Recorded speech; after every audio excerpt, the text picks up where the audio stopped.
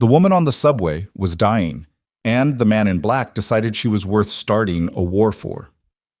Tonight, you're going to witness how a broken woman becomes untouchable, how a chance meeting on a midnight train turns into an all-out criminal war that burns a city to the ground. This is the story of Seraphine Vale, the ghost who learned to become dangerous, and Lucien Drake, the Empire King who taught her how to survive hell itself. Stay with me until the end. Hit that like button, and comment what city you're watching from. I want to see how far this story travels. Now let's begin. The rain came down like punishment the night Seraphine Vale stopped being invisible. She didn't remember stumbling onto the platform, didn't remember shoving past the closing doors of the last southbound train before midnight.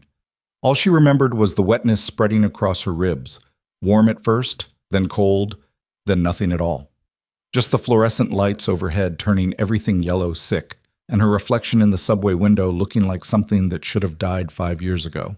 The crimson sweater clung to her body like a second skin. Blood soaked through the torn fabric where Gideon's ring had caught her during the fight.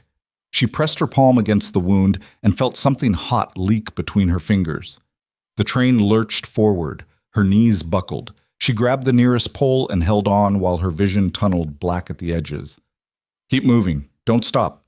He's coming." The car was nearly empty. An old woman dozed near the front, head bobbing with each rattle of the tracks.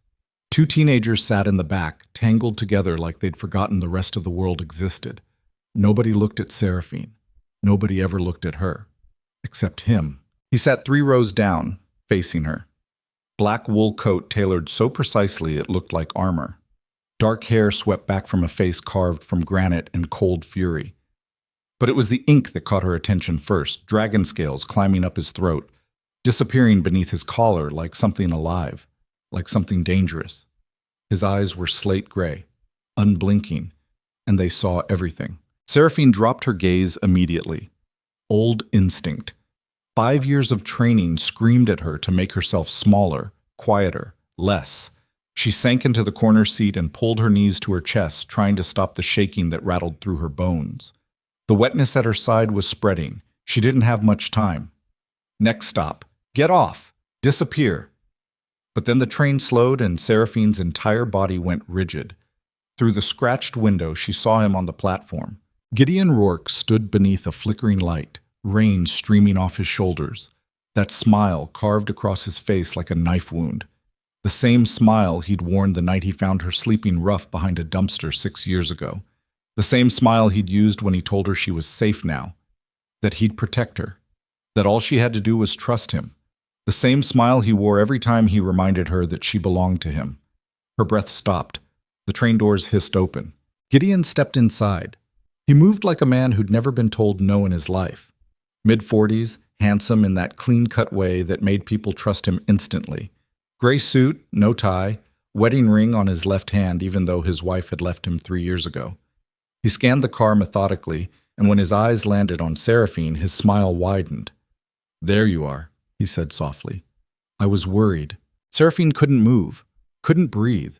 The blood on her sweater felt like it was boiling now. Gideon walked toward her slowly, hands in his pockets, like he had all the time in the world. "You gave me quite a scare, sweetheart, running off like that." His voice was gentle, concerned, the kind of voice people used with frightened animals. "Come on, let's go home." She tried to speak. Nothing came out. "Seraphine," his tone sharpened. "Just enough. Just the way it always did right before things got bad." "I said come home." Her fingers dug into the vinyl seat. She shook her head once, small, barely there. Gideon's smile vanished. "Now," he said. That's when the man in black stood up. He rose from his seat with terrifying calm, unfolding to his full height, easily 6'3", broad-shouldered, moving with the kind of controlled precision that made Seraphine think of cocked guns and held breath. He didn't hurry, didn't rush. He simply stepped between Gideon and Seraphine like he'd been waiting for this moment his entire life. "She's not going anywhere," the man said quietly. Gideon blinked, looked the stranger up and down, then laughed. "Excuse me?" "You heard me." The old woman near the front was awake now, clutching her purse. The teenagers had gone silent, watching with wide eyes. Seraphine pressed herself deeper into the corner, heart hammering so hard she thought it might crack her ribs. Gideon's expression shifted. The mask of concern melted away, replaced by something colder, something that made Seraphine's stomach twist. Listen, friend, I don't know what you think you saw, but this is a private matter. That woman is my responsibility. She's sick. She needs help. She's bleeding, the stranger said flatly. And she's terrified of you. She's confused. She's sitting 3 feet away from me, and I can smell the fear coming off her. The man's voice dropped lower, colder. So here's what's going to happen. You're going to get off at the next stop. She's going to stay on this train, and we're never going to see each other again. Gideon stared at him, then smiled again. You have no idea who you're talking to. Lucien Drake, the stranger said. And you're Gideon Rourke, licensed therapist, upstanding community member, volunteer at 3 shelters across the city. He tilted his head slightly. You prey on homeless women, ones nobody will miss. You take them in, clean them up, make them dependent, then you make them disappear. The train went silent except for the rhythmic clatter of wheels on track. Gideon's face hardened. Big accusations from a man who runs half the illegal operations in this city. Difference is, I don't pretend to be a savior. Lucien's hands stayed loose at his sides, relaxed, ready. She stands beside me now, which means she is untouchable. You don't know what you're doing. Yes, Lucien said softly. I do. For 5 full seconds, nobody moved. Then the train began to slow. The automated voice announced the next station. The doors would open. One of them would have to make a choice. Gideon's jaw tightened. He looked past Lucien directly at Seraphine. This isn't over. Yes, Lucien said. It is. The train stopped. The doors opened. Rain hammered the platform outside, washing everything in cold gray light. Gideon stood there for another moment, hands still in his pockets, that terrible smile creeping back across his face. See you soon, sweetheart, he said. Then he stepped off the train. The doors closed, the train pulled away.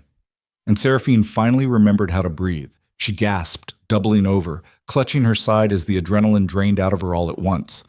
Her vision swam. The blood on her sweater looked black under the fluorescent lights. She was shaking so hard her teeth rattled.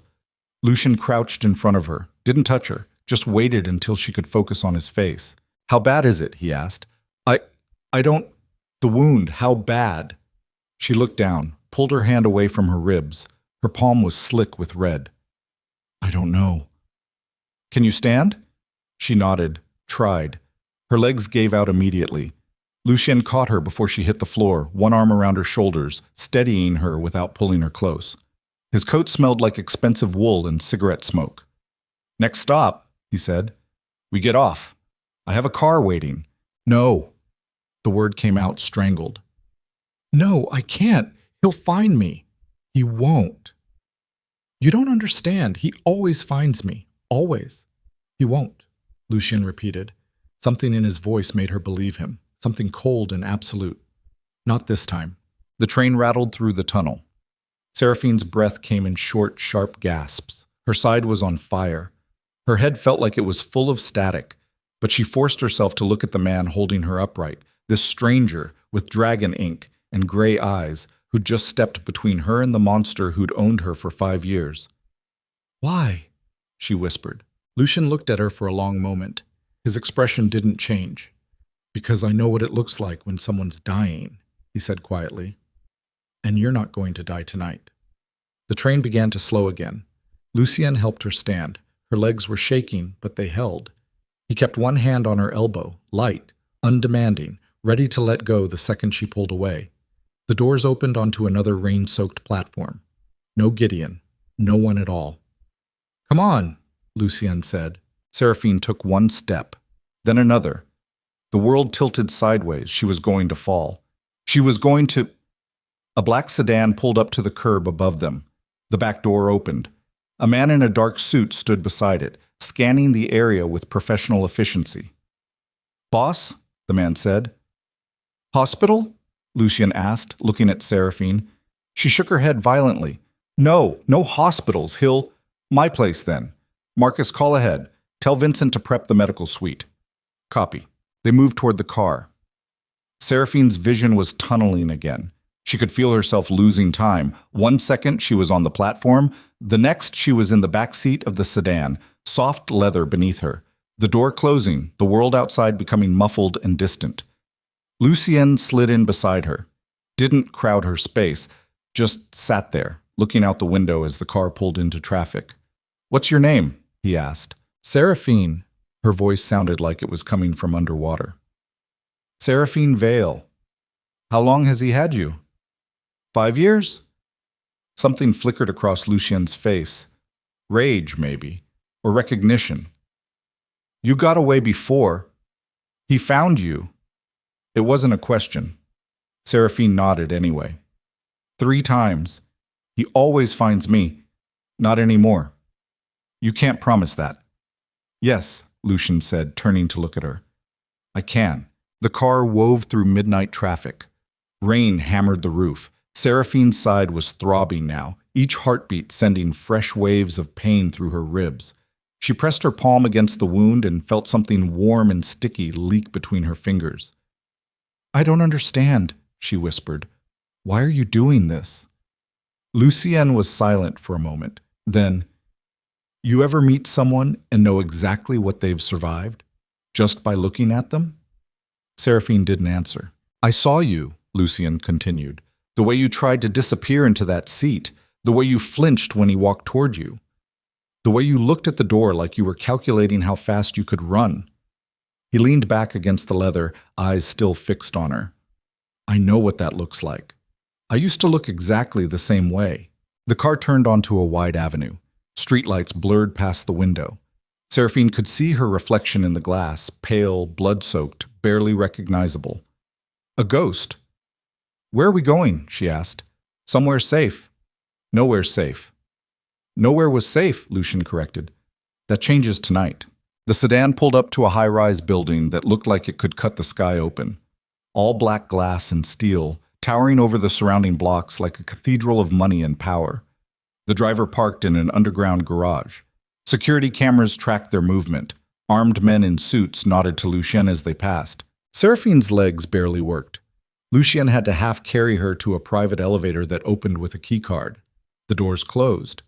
The elevator rose smoothly, silently, counting off floors until they reached the top.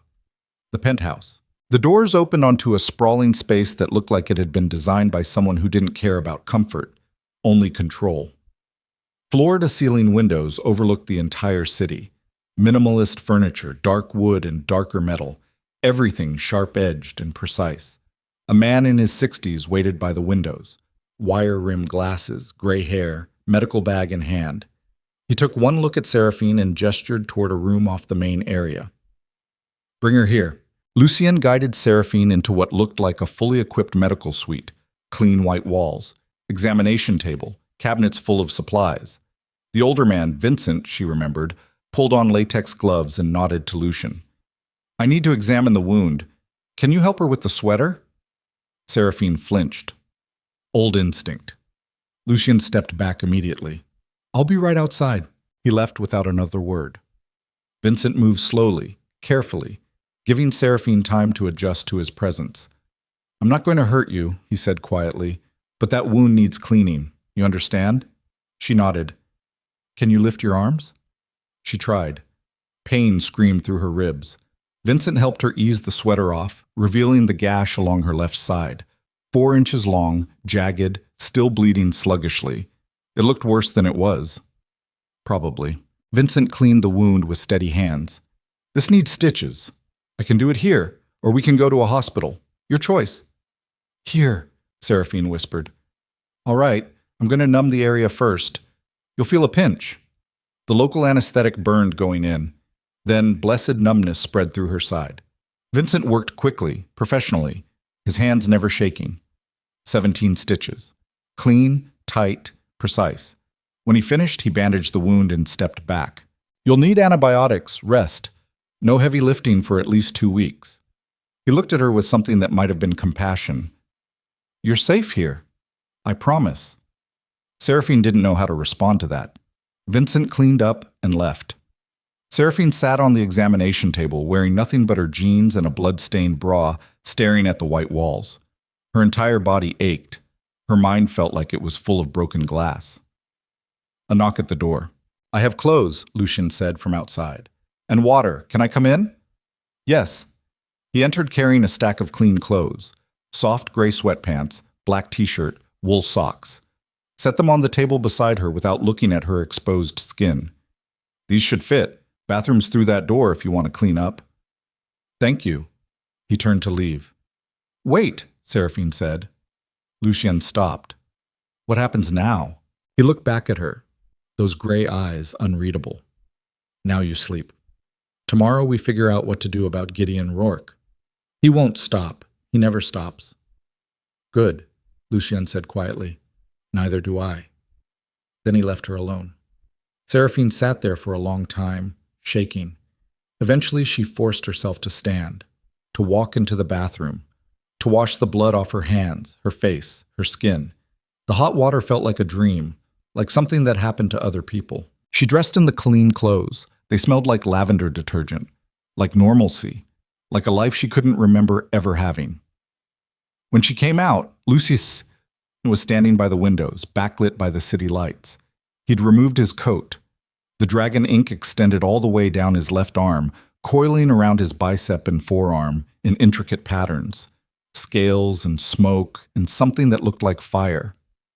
"You should eat," he said without turning around. "I'm not hungry." "Eat anyway. You need the calories." A tray sat on the low table. Bread, cheese, fruit, water. Simple. Uncomplicated.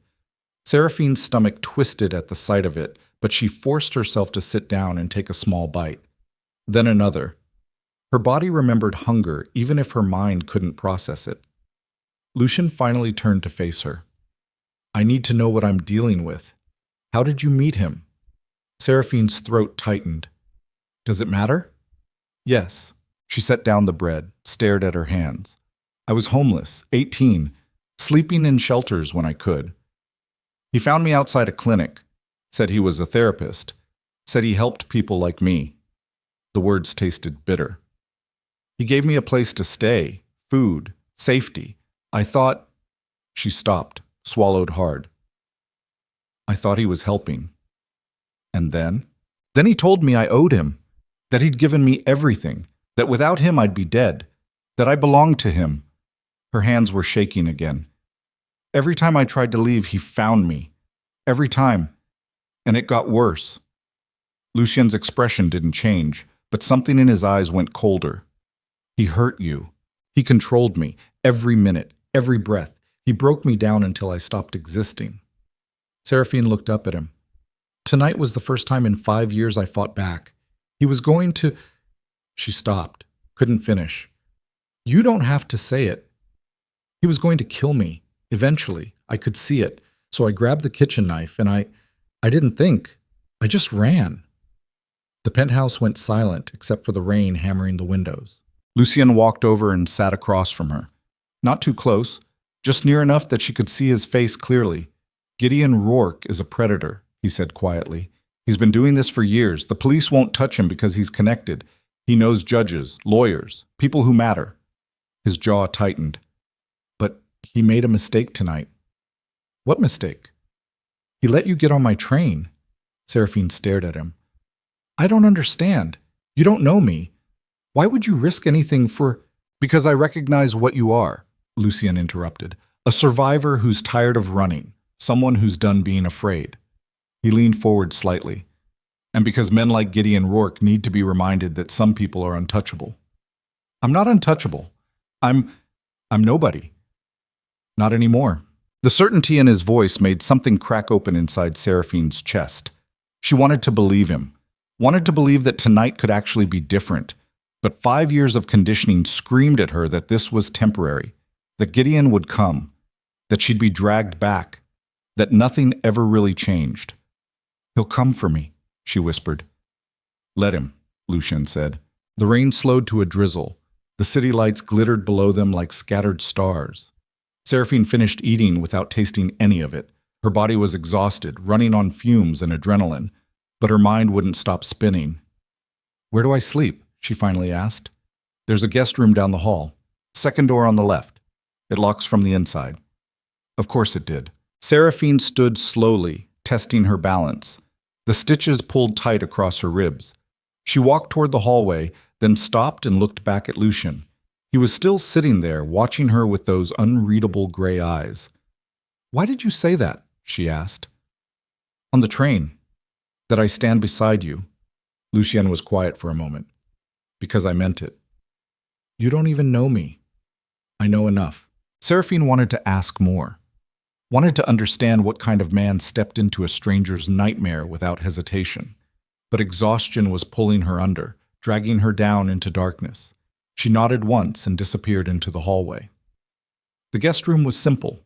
Clean white sheets, blackout curtains, a door that locked with a heavy deadbolt. Seraphine engaged the lock and stood there for a long time, just breathing. Then she collapsed onto the bed and pulled the covers over her head.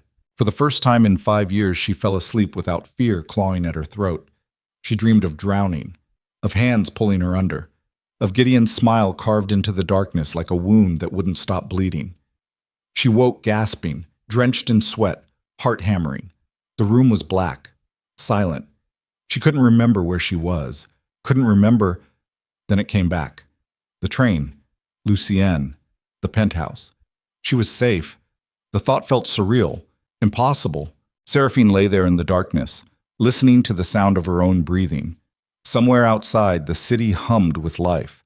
Rain pattered against the windows. And for the first time in longer than she could remember, nobody was watching her sleep. Morning came slowly. Gray light crept through the edges of the blackout curtains. Seraphine forced herself to sit up, wincing as the stitches pulled.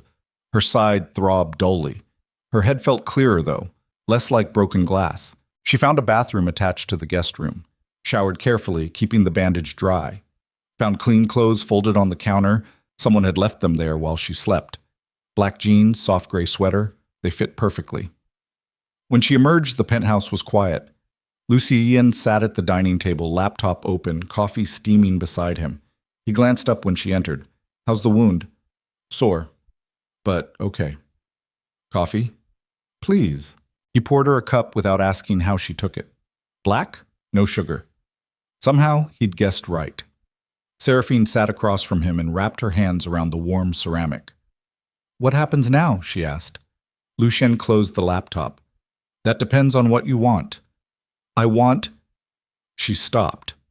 What did she want? 5 years of captivity had taught her not to want anything, not to hope, not to dream. "I want him to leave me alone." "That's not going to happen." "I know." Lucien studied her. "You have 2 options. I can put you on a bus to another city, give you money, new ID, help you disappear completely. And the second option? You stay. You learn to fight back, and we make sure Gideon Rourke never touches another woman again." Seraphine's breath caught. "You're talking about—" "Yes." The word hung in the air between them, heavy, dangerous. Seraphine thought about running, about disappearing into another city, another life, another version of herself that might finally be free. But she'd already tried that. 3 times, and every time Gideon had found her, every time the leash got shorter. "If I stay," she said slowly, "what does that mean?" "It means you live here, under my protection. It means anyone who comes for you comes through me first." Lucien's voice was calm, factual. "And it means you learn to stop being prey." "I don't know how." "I'll teach you." Seraphine looked at him, this cold-eyed stranger who'd stepped between her and death without hesitation. "Why would you do that?" "Because I told you," Lucien said quietly. "You're untouchable now, and I don't make promises I can't keep." The coffee had gone cold in Seraphine's hands. Outside, the city woke up slowly, stretching into another rain-soaked day. Somewhere out there, Gideon was searching for her, planning, preparing. He wouldn't stop. He never stopped. But neither would Lucien Drake. Seraphine made her choice. "Teach me," she said. Lucien nodded once. Then his phone buzzed. He glanced at the screen, and his expression hardened. "We have a problem." "What?" He turned the phone toward her. Security camera footage, the lobby of the building. Gideon Rourke standing at the front desk, smiling politely at the security guard, holding what looked like paperwork. "He's here," Lucien said quietly. Seraphine's blood turned to ice. How did he? Doesn't matter. What matters is what we do next. Lucien stood, pocketing the phone. You stay here. Don't open the door for anyone except me or Vincent. What are you going to do? Lucien looked at her. His eyes had gone cold again. Dangerous. I'm going to have a conversation. Then he walked out, leaving Seraphine alone with the certainty that whatever happened next would change everything. And somewhere far below, Gideon Rourke stepped into the elevator, that terrible smile still carved across his face, rising toward the penthouse like death wearing a nice suit. The elevator descended with the kind of silence that made Seraphine's teeth ache. She stood frozen in the middle of the penthouse, staring at the closed door where Lucien had disappeared, her fingers digging into her palms hard enough to leave crescent-shaped marks. The security footage looped in her mind. Gideon in the lobby, smiling that smile, holding paperwork like he had every right to be there. Her side throbbed where the stitches pulled against her skin. She pressed her hand against the bandage and felt her heartbeat hammering through the fabric. Too fast. Too loud. The kind of panic that made her want to run straight through the windows and take her chances with gravity. But Lucien had told her to stay. And something in his voice, that cold certainty, had made her believe he could actually stop what was coming. She moved to the windows and looked down at the city below. Rain streaked the glass. 43 floors up. Far enough that people looked like insects. Far enough that falling would feel like flying until it didn't. Her phone buzzed in her pocket. She'd forgotten she even had it. The cheap burner she'd bought 3 weeks ago with money stolen from Gideon's wallet. She pulled it out with shaking hands and stared at the screen. Unknown number. Her thumb hovered over the answer button. She knew who it was, knew with the kind of certainty that came from 5 years of conditioning. But her hand moved anyway. Muscle memory, training. She answered. Hello, sweetheart. Gideon's voice poured through the speaker like honey mixed with gasoline. Miss me? Seraphine's throat closed. She couldn't speak, couldn't breathe. I'm downstairs, Gideon continued. Casual, conversational. Having a very interesting conversation with building security. Apparently your new friend Mr. Drake has quite the reputation. Did you know he's been investigated 4 times for racketeering? Money laundering? Suspected involvement in at least 7 murders? He paused. You've traded one monster for another, darling. I'm just here to bring you home. I'm not going anywhere with you. The words came out hoarse, broken. Yes, you are. Because if you don't, I'm going to make sure every person in this building knows exactly what kind of man is protecting you. I have documentation, police reports, witness statements. His voice dropped lower, softer, more dangerous. And then I'm going to sue him for kidnapping, for harboring a mentally unstable woman who's under my legal guardianship. Seraphine's stomach dropped. You can't. I'm not. Oh, but I can. You signed the papers yourself, remember? When you had that breakdown 3 years ago. When you tried to hurt yourself and I had you committed for your own safety. The smile in his voice made her skin crawl. I have medical records, psychiatric evaluations, everything I need to prove you're not capable of making your own decisions. The lie was so complete, so thorough, that for a second Seraphine almost believed it herself. Almost remembered signing papers in some hospital room she'd never been in. Almost felt the weight of a diagnosis she'd never received. That's what Gideon did. He rewrote reality until you couldn't remember which version was true. You forged them, she whispered. Prove it. The elevator chimed somewhere below. Seraphine's entire body went rigid. What did you do? I told them I was your legal guardian, that you'd run away during a manic episode, that I was worried you'd hurt yourself or someone else. Gideon's voice was pleased, proud. They're letting me come up. So here's what's going to happen. You're going to open that door when I knock. You're going to apologize to Mr. Drake for the trouble. And you're going to come home quietly, or I'm going to make sure the next 5 years make the last 5 look like a vacation. The line went dead. Seraphine stood there, phone still pressed to her ear, listening to dead air.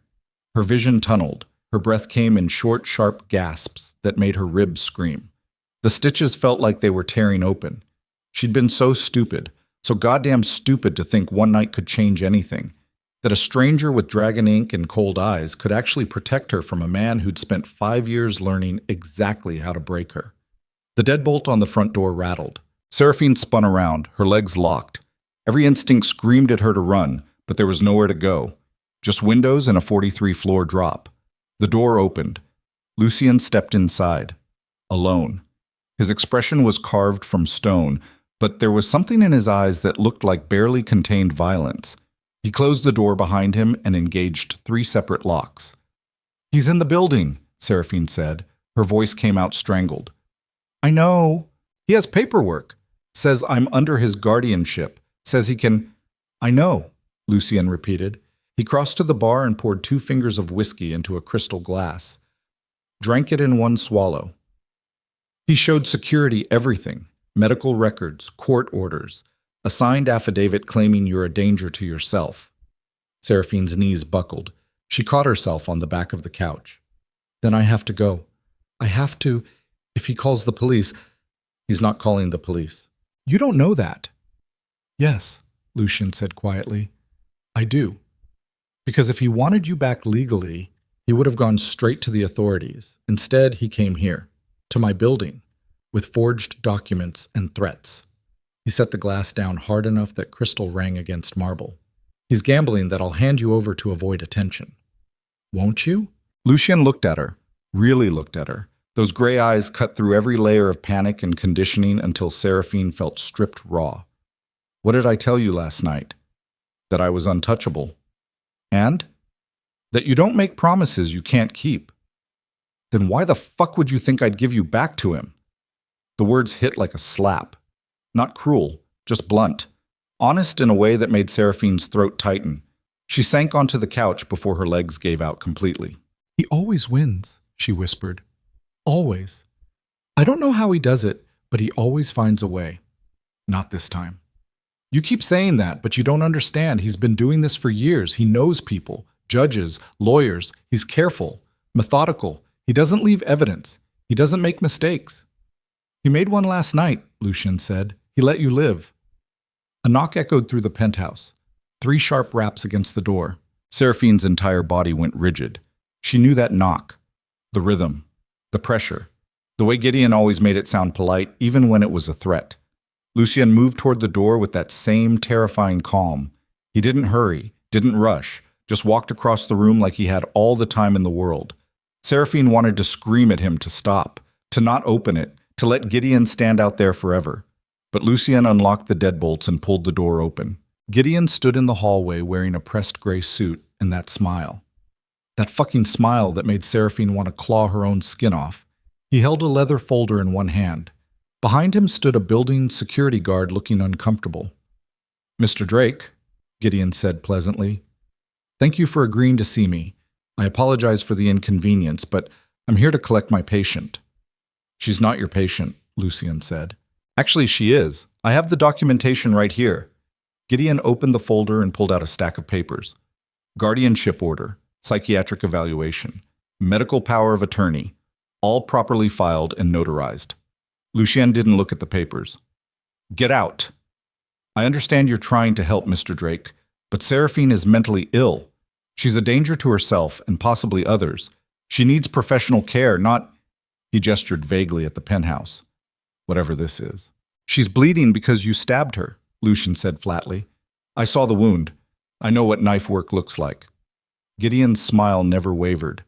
"She injured herself during a psychotic break. I tried to stop her. Ask her yourself. She won't remember it clearly. Memory distortion is common with her condition." "Bullshit." "Mr. Drake, I don't want to involve the authorities. But if you refuse to return my patient, I'll have no choice." Gideon's voice hardened just slightly. "Just enough. I have every legal right to be here. You don't. So unless you want to add kidnapping charges to your already impressive criminal record, I suggest you step aside." The security guard shifted uncomfortably. "Mr. Drake, I'm sorry, but he does have the paperwork.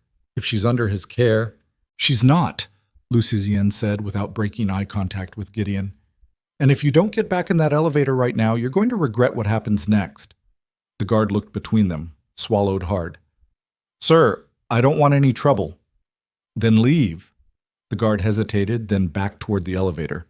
"I'm calling this in to my supervisor." "You do that," Lucien said.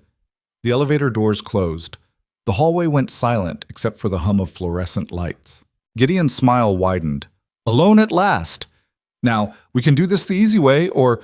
Lucien hit him. One punch, fast and brutal. Gideon's head snapped back. Blood sprayed from his nose. The folder fell from his hands, papers scattering across the hallway floor. He staggered, caught himself against the wall, then straightened slowly. Still smiling. There it is, Gideon said. Blood ran down his chin. The real you. Not the controlled businessman. Just another thug who solves problems with violence. He touched his nose gingerly. I'm going to enjoy pressing charges. Go ahead, Lucien said. But you're not taking her. Yes, I am. Because those papers are real, Mr. Drake. I spent 3 years building them, bribing the right people, creating a paper trail so thorough that no judge in this city would rule against me. He stepped forward. So here's what's going to happen. Seraphine is going to come home with me, and you're going to let her. Because if you don't, I will destroy you. I will tie you up in lawsuits and criminal investigations until you're bleeding money faster than you can make it. I will make sure every business partner you have knows exactly what kind of man they're dealing with. And I will make sure Seraphine understands that every bad thing that happens to you is her fault. Lucien didn't move, but something in his eyes shifted, something cold and ancient and utterly without mercy. You think you're the first person to threaten me? He asked quietly. I think I'm the first person you can't just make disappear. Gideon wiped blood from his mouth. I have insurance, documents, evidence. If anything happens to me, it all goes public. So unless you want federal investigators crawling through every aspect of your life, I suggest you make the smart choice. Silence. Then Lucien stepped aside.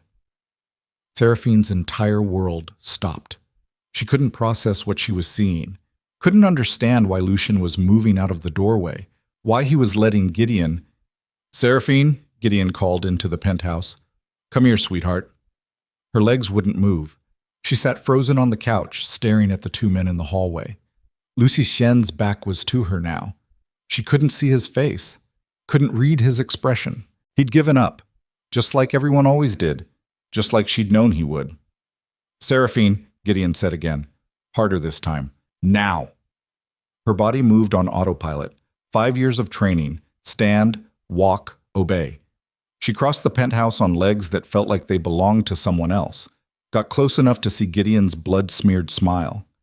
Close enough to smell his cologne, expensive, subtle, the smell of her nightmares. Lucien turned and looked at her. His eyes weren't cold anymore. They were burning. Is this what you want? He asked quietly. Seraphine opened her mouth. Nothing came out.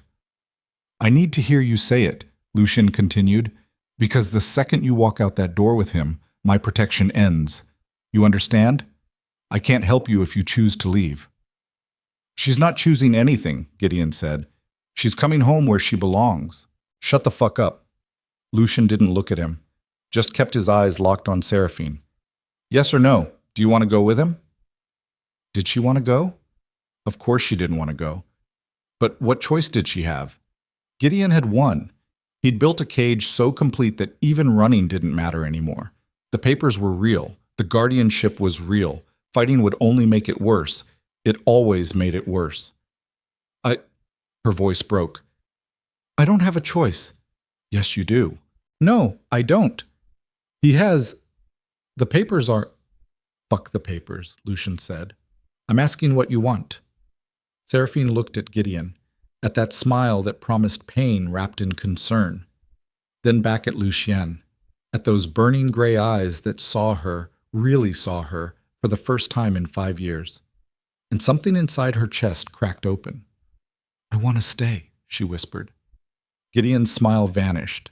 Seraphine, I want to stay, she repeated, louder this time. I don't want to go with you. I don't want… Her voice was shaking now. I don't want to be yours anymore. The hallway went silent. Then Gideon lunged. He grabbed for Seraphine's wrist, fingers closing like a vice. She jerked back, but his grip was iron. You ungrateful little… Lucien's hand clamped around Gideon's throat. 1 second, Gideon was pulling Seraphine toward him. The next, he was slammed against the wall so hard the impact cracked the drywall. Lucian's forearm pressed against his windpipe. Gideon's face turned red, then purple. His hands clawed at Lucian's arm. Let me make something very clear, Lucien said softly. Those papers? I don't care. Your insurance? I don't care. Whatever threats you think will protect you, I don't fucking care. He leaned closer. You're in my world now. And in my world, the only law that matters is the one I enforce. Gideon's mouth worked. No sound came out. If you ever come near her again, Lucien continued, I will erase you. Not kill you. That would be too quick. I'll take everything you have. Your reputation, your career, your connections. I'll make sure everyone knows exactly what you are. And then, when you have nothing left, when you're broken and desperate and alone, I'll let you live with it. He released Gideon suddenly. Gideon collapsed to his knees, gasping, both hands at his throat. Get out of my building, Lucien said. Gideon looked up at him with pure hatred. You just made the biggest mistake of your life. No, Lucien said. You did, 5 years ago, when you decided to hurt her. Gideon pushed himself to his feet. Blood still ran from his nose. His throat was already bruising. He looked at Seraphine one last time, and there was something in his eyes that made her blood turn to ice. Not anger, not rage, something colder, more patient. See you soon, sweetheart, he said. Then he walked to the elevator. The doors closed. He was gone. Seraphine's legs gave out. She hit the floor hard, both hands pressed to her mouth to hold back the scream building in her chest. She couldn't breathe, couldn't think. The world was spinning and her side was on fire and everything hurt. Lucien crouched beside her, didn't touch her, just waited while she shook apart. He's coming back, she gasped. You don't understand. I know. He'll hurt you. He'll destroy everything. He always... Seraphine, Lucien's voice cut through the panic. Look at me. She forced her eyes up, met his gaze, found something solid there, something that didn't bend. He's not taking you, Lucien said. Not today, not ever. I don't care what papers he has. I don't care what threats he makes. You belong to yourself now, nobody else. You understand? Seraphine wanted to believe him, wanted it so badly it felt like dying. But 5 years of conditioning screamed that this was temporary, that Gideon would find a way, that running never worked, that fighting only made it worse. I should leave, she whispered, before he comes back, before he hurts you because of me. Where would you go? I don't know. Anywhere. Just away. And then what? He finds you in 3 months? 6? A year?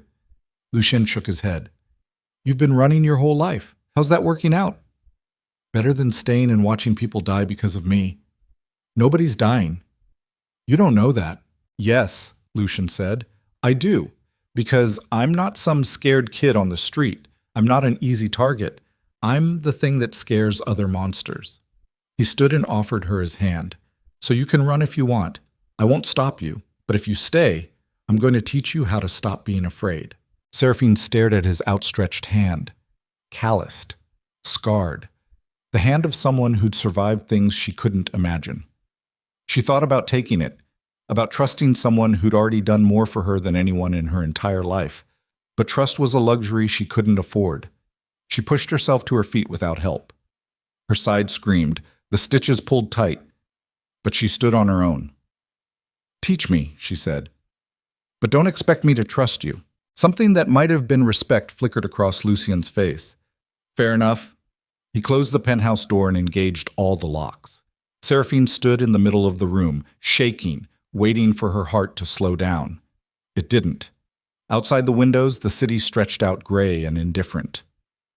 43 floors below, Gideon was already planning his next move. Lucien poured another drink. Whiskey. Neat. He downed it and set the glass on the bar. We have work to do. What kind of work? The kind that makes sure Gideon Rourke never touches anyone again. He turned to face her. But first, I need you to tell me everything. Every detail about how he operates, every weakness, every pattern, everything. Seraphine's stomach twisted. Why? Because I'm going to destroy him, and you're going to help me do it. The words should have scared her, should have made her run, but instead something else rose up inside her chest, something hot and sharp and hungry. Okay, she said. They spent the next 3 hours at the dining table. Seraphine talked until her throat was raw, dredging up every memory she'd spent 5 years trying to bury.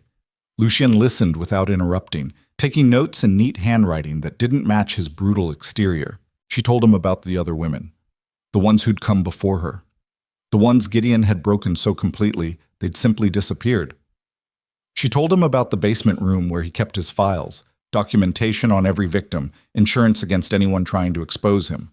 She told him about the judges he'd bribed, the cops he had in his pocket, the network of protection he'd built around himself like armor. And with every word, she watched Lucien's expression grow colder. How many? He finally asked. Women? I don't know. 15? 20? Some of them I only saw once. Where are they now? I don't know. He told me they left, found new homes, but... She stopped. But I heard sounds in the basement, late at night. Sounds like... She couldn't finish. Lucien's jaw tightened. He stood and walked to the windows, hands clasped behind his back. For a long time, he just stared out at the city. When he spoke again, his voice was empty of emotion. You know what I do, right? The business I run? I've heard things.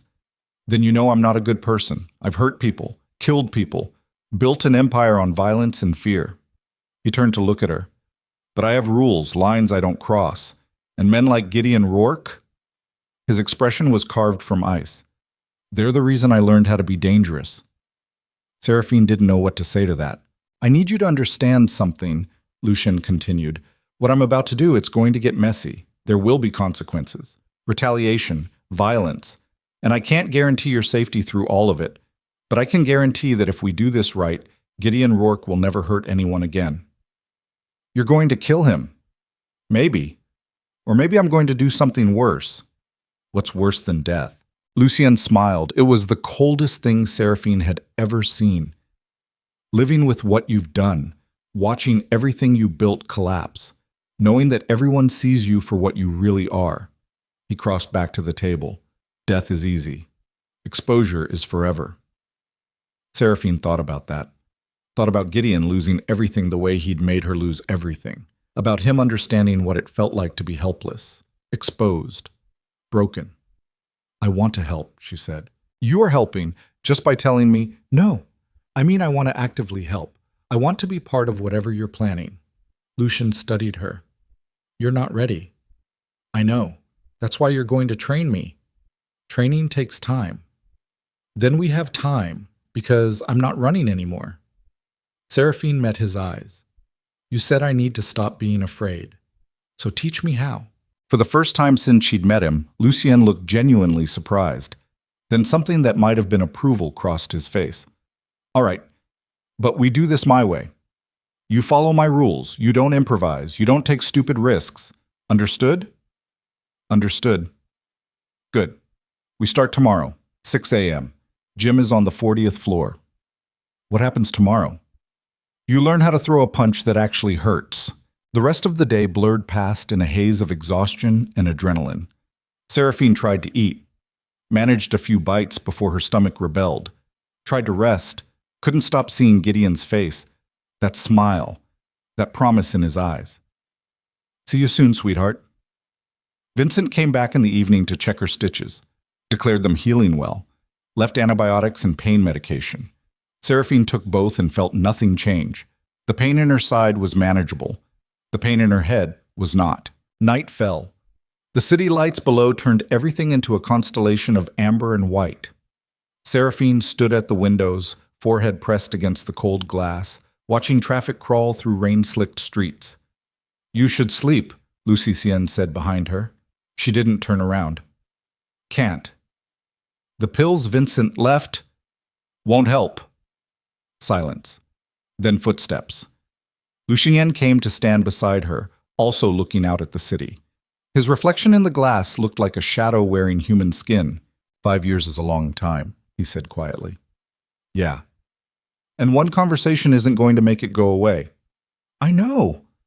So stop expecting it to. Seraphine finally looked at him. His face was impassive, but there was something in his eyes that looked almost like understanding. You've been where I am, she said. It wasn't a question. Close enough. What happened? Nothing you need to know about. That's not fair. You know everything about me. I know what Gideon did to you. I don't know who you were before him. Lucien turned to face her fully. And that's the woman I'm interested in, not the one he created. The words hit harder than they should have. Seraphine swallowed against the sudden tightness in her throat. What if there's nothing left of her? There is. I saw her tonight. When you told him you wanted to stay. Lucien's expression didn't change. That took courage. Real courage. The kind that doesn't go away just because someone tries to beat it out of you. Seraphine wanted to believe him, but 5 years of Gideon's voice in her head made it hard to believe anything good about herself. Get some sleep, Lucien said. Tomorrow's going to be rough. He walked away. Seraphine watched his reflection disappear into the hallway. Then she turned back to the windows and stared out at Black Hollow City, vast, indifferent, full of monsters wearing human faces. Somewhere down there, Gideon was planning, scheming, building his next move, and somewhere up here, Lucien Drake was preparing for war. And caught between them was a woman who was just starting to remember she'd once been strong enough to survive. Seraphine forced herself back to the guest room, locked the door, lay down in the darkness, and waited for sleep that wouldn't come. Her mind kept replaying the moment in the hallway. Gideon's hand on her wrist, Lucien's forearm at his throat, the choice she'd made. I want to stay. 3 words that changed everything. 3 words that meant she couldn't run anymore, couldn't hide, couldn't pretend this was someone else's fight. She was in it now, all the way. The thought terrified her. The thought thrilled her. She didn't know which scared her more. Sometime after midnight, she finally drifted off into restless sleep full of fractured dreams. Gideon's smile, Lucien's eyes, blood on white tile, the sound of footsteps in a basement, screaming that might have been hers or might have belonged to all those other women who disappeared. She woke at dawn, drenched in sweat, the sheets twisted around her legs like restraints. Her side throbbed, her head pounded. But she forced herself out of bed, into the shower, into the clean clothes someone had left outside her door. 5:45 a.m. She found Lucien already in the gym, a brutal space of concrete and steel, heavy bags hanging from chains, weights organized with military precision. He wore black athletic gear. No shirt. The dragon tattoo continued down his entire left side, scales and smoke wrapping around his ribs. He looked up when she entered. You're early. Couldn't sleep. Get used to it. Nightmares don't stop just because you decide to fight back. Speaking from experience? Always. He gestured to the heavy bag. Hit it. Seraphine walked over, stared at the worn leather. How? However feels natural. She made a fist, threw a punch. Her knuckles barely grazed the surface. The bag didn't move. Again, Lucien said. She tried again, same result. Again, and again, and again, until her knuckles were raw and her shoulder ached and she wanted to scream from frustration. Stop, Lucien said. He came over, took her hand, repositioned her fingers. Thumb outside, wrist straight. Power comes from your legs, not your arm. Try again. She did. The bag swung slightly. Better. Now do it 100 more times. The next 2 hours were brutal. Lucien pushed her through drills that made her muscles scream. Punches, elbows, knees, footwork, over and over until she could barely stand, until sweat soaked through her clothes and her side screamed every time she moved. Enough, Lucien finally said.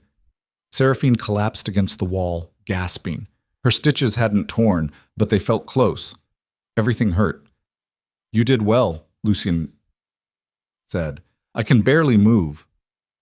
That's how you know you're doing it right. He tossed her a water bottle. Tomorrow we work on blocks and movement. Day after that, we spar. I'm not ready to... You'll never be ready. That's why we do it anyway. Seraphine drank half the bottle in one go. Her hands were shaking, not from exertion, from something else. Something that felt like anger finally finding an outlet. Good, Lucien said, watching her. Hold on to that. What? That feeling, that rage. You're going to need it. They trained every morning for the next week.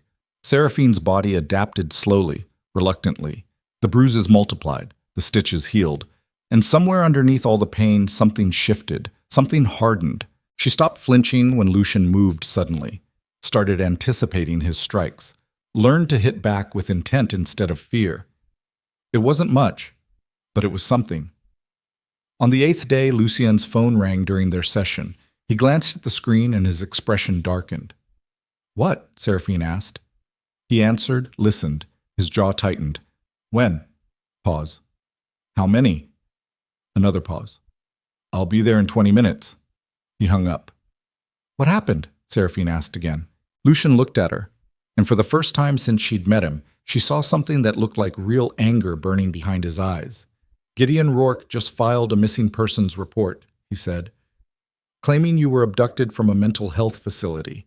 There's a warrant out for your recovery." Seraphine's blood turned to ice. "He can't. That's not." "He can and he did. He has documentation placing you in a private facility 3 days ago. Discharge form signed by you. Security footage showing you leaving with an unidentified man." Lucien's voice was flat, cold. "He's building a case, making you look unstable, making me look like the villain." "What do we do?" "We accelerate the timeline." He crossed to a locker and pulled out his phone, started typing rapidly. "I was planning to take months gathering evidence, building a case that couldn't be ignored, but Gideon just forced my hand." "Meaning what?" Lucien looked up at her. "Meaning tonight, we break into his house and find whatever he's hiding in that basement." Seraphine's heart stopped. "That's insane. He'll be there. He won't. I'm going to make sure of it." Lucien pocketed his phone. "This is your chance to back out, because once we do this, there's no going back. We're committed. All the way. You understand?" Seraphine thought about running, about disappearing, about letting Lucien handle this without her. But then she thought about those other women, the ones who'd disappeared, the sounds in the basement, 5 years of being too afraid to fight back. "I'm in," she said. Lucien nodded once. "Then tonight, everything changes." And somewhere across the city, Gideon Rourke sat in his pristine living room, smiling at the news report about a missing mentally ill woman last seen with notorious criminal Lucien Drake, and he knew exactly how this story would end. With Seraphine back where she belonged, in his basement, forever. The black sedan cut through rain-soaked streets at 11 p.m., headlights carving tunnels through the darkness. Seraphine sat in the back seat, dressed in black tactical clothing that Lucien had provided. Fitted pants, long-sleeved shirt, boots with rubber soles that wouldn't leave prints. Her hands wouldn't stop shaking. She pressed them between her knees and watched the city blur past the window. Beside her, Lucien checked his phone for the 3rd time in 5 minutes. His face was illuminated by the blue glow, expression carved from stone. He'd barely spoken since they left the penthouse, just gave terse instructions to Marcus, who drove with the kind of calm efficiency that suggested he'd done this 1,000 times before. "He's at the fundraiser," Lucien finally said. "Confirmed visual. Won't leave for at least 2 hours." Seraphine's throat was so tight she could barely breathe. "What if he comes back early?" "He won't. I made sure of it." "How?" "I had someone call in a bomb threat to the venue. Anonymous. Credible enough that they'll evacuate and investigate. Gideon will have to stay and give a statement since he's on the board." Lucien pocketed his phone. "We have a 3-hour window, maybe 4. The casual way he said it made Seraphine's stomach twist. This was his world. Planning, manipulation, violence dressed up as strategy. She was so far out of her depth she couldn't even see the surface anymore. The sedan turned onto a tree-lined street in the suburbs. Large houses set back from the road, perfectly manicured lawns, the kind of neighborhood where people didn't look at each other too closely because everyone had something to hide. Gideon's house sat at the end of a cul-de-sac, 2 stories, colonial style, white paint and black shutters. It looked wholesome, safe. Exactly the kind of place where a respected therapist would live. Seraphine's hands clenched into fists. She'd only been here twice. Both times she'd been dragged through the front door unconscious. Both times she'd woken in the basement. Marcus parked 2 blocks away. Cut the engine. The street was silent except for rain hammering the roof. "Cameras?" Lucien asked. Marcus pulled up a tablet. "Disabled. I looped the footage 20 minutes ago. As far as the system knows, nothing's moved all night." "Alarms?" "Same. You've got clear access through the back door. Motion sensors are offline." Lucien nodded, looked at Seraphine. "Last chance. You can stay in the car." "No." Seraphine, I said no. Her voice came out harder than she expected. I need to see. I need to know what's down there. Lucien studied her for a long moment, then pulled 2 pairs of latex gloves from his jacket, handed her one. Don't touch anything unless I tell you to. Don't turn on any lights. Stay behind me. If something goes wrong, you run. You don't wait for me. You don't try to help. You just run. Marcus will get you out. What about you? I'll be fine. You don't know that. Yes, Lucien said quietly. I do. Because I've been doing this since before you were born. They got out of the car. Rain immediately soaked through Seraphine's clothes, cold, relentless. She pulled up her hood and followed Lucien down the sidewalk, staying in the shadows. Her heart hammered so hard she thought her ribs would crack. They cut through a neighbor's yard, climbed a fence, dropped into Gideon's backyard. It was bigger than she remembered. Stone patio, garden beds, a shed at the far end. Everything neat, ordered, perfect.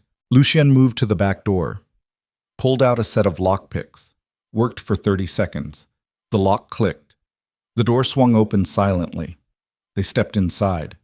The house was dark, silent. Seraphine's breathing sounded deafening in the quiet. They were in the kitchen, granite countertops, stainless steel appliances, everything spotless. The air smelled like cleaning products and something else, something metallic that made her stomach turn. Lucien moved through the house like a ghost, down the hallway, past the living room where Gideon entertained guests and pretended to be human, to a door at the end of the hall, heavy, reinforced, with 3 deadbolts. The basement. Seraphine's entire body locked up. She couldn't move, couldn't breathe. Every instinct screamed at her to run, to get out, to never see what was behind that door. Lucien looked back at her. You sure? She nodded. Didn't trust her voice. He worked the locks. 1, 2, 3. The door opened. Stairs descended into darkness. The smell hit her immediately. Mold and copper and decay. Something that made bile rise in her throat. Lucien pulled out a small flashlight, clicked it on, started down the stairs. Seraphine followed. Each step felt like walking into her own grave. The stairs creaked. The walls pressed in. Cold air rose up from below, carrying that smell with it. At the bottom, Lucien swept the flashlight across the space. The basement was larger than it should have been. Concrete floor, exposed beams, and along the far wall, filing cabinets. Dozens of them. Industrial gray metal, each one labeled with years. But that's not what made Seraphine stop breathing. In the center of the room sat a chair. Heavy wood. Restraints on the arms and legs. Dark stains on the seat and floor around it. And on the wall behind it, photographs. Hundreds of them. Women's faces. Some Seraphine recognized. Most she didn't. All of them looked terrified. Jesus Christ, Lucien breathed. Seraphine couldn't speak, couldn't move. Her eyes tracked across the photographs, seeing herself mixed in among them. Younger, more broken. Eyes that didn't look quite human anymore. Lucien moved to the filing cabinets, started pulling drawers open. Each one was packed with folders, names on the tabs, dates. He pulled one out at random, opened it. Medical records, forged documents, psychiatric evaluations, everything needed to make a woman disappear, to declare her incompetent, to take away every right she had. And at the back of each folder, photographs. Before and after. Alive and... Seraphine's legs gave out. She hit the concrete floor hard. Bile burned up her throat. She pressed both hands over her mouth to hold back the scream building in her chest. Seraphine! Lucien's voice cut through the panic. I need you to focus. Can you identify any of these women? Any names you remember? She forced herself to look at the folders scattered across the floor. Saw names she recognized. Sarah? Michelle? Christina. Women who'd been in the house when she first arrived. Women Gideon said had moved on to better situations. Women who'd never left this basement. They're all dead, she whispered. Aren't they? Lucien didn't answer. Didn't need to. He pulled out his phone and started photographing everything. The folders, the photographs, the chair, the stains. Evidence that would bury Gideon Rourke forever. How many? Seraphine asked. Her voice sounded like it was coming from underwater. At least 30 folders, maybe more. Lucien kept photographing. This goes back 20 years. Jesus, he's been doing this for 20 goddamn years. Seraphine pushed herself to her feet, forced herself to walk closer to the filing cabinets, to really look at what Gideon had built. A systematic operation. Predation turned into routine, and she'd been so close to becoming just another folder, just another name filed away with the others. That's when she saw it. A folder separate from the rest, sitting on top of the cabinet. Newer. The tab read, Seraphine Vale, ongoing. Her hand shook as she picked it up, opened it. The first page was a medical evaluation dated 3 weeks ago, documenting her deteriorating mental state, her violent outbursts, her increasing paranoia and delusions. All complete fabrications, but signed by 3 different doctors, notarized, official. The second page was worse. A death certificate, already filled out, just missing the date. Cause of death, suicide by overdose. Seraphine's vision tunneled. The folder slipped from her hands, paper scattered across the concrete. He was going to kill me, she whispered. He'd already planned it. The paperwork was ready. He just needed to pick the date. Lucien grabbed the folder, read through it rapidly. His expression went from stone to something darker, something that looked like murder wearing human skin. We're taking everything, he said. Every folder, every photograph, all of it. It's too much, we can't. We're taking it. His voice left no room for argument. Marcus has containers in the trunk. We load it all. Then we burn this place to the ground. The police will find exactly what I want them to find. Lucien started pulling drawers open, removing folders in armfuls. Call Marcus. Tell him to bring the car around back. Seraphine pulled out her phone with shaking hands, dialed. Marcus answered on the first ring. Yeah? He says, bring the car around back. We're taking everything. Copy. 2 minutes. The line went dead. They worked in frantic silence, carrying armloads of folders up the stairs, loading them into plastic containers Marcus had waiting. The rain made everything slippery. Seraphine's hands were numb. Her side screamed every time she lifted anything.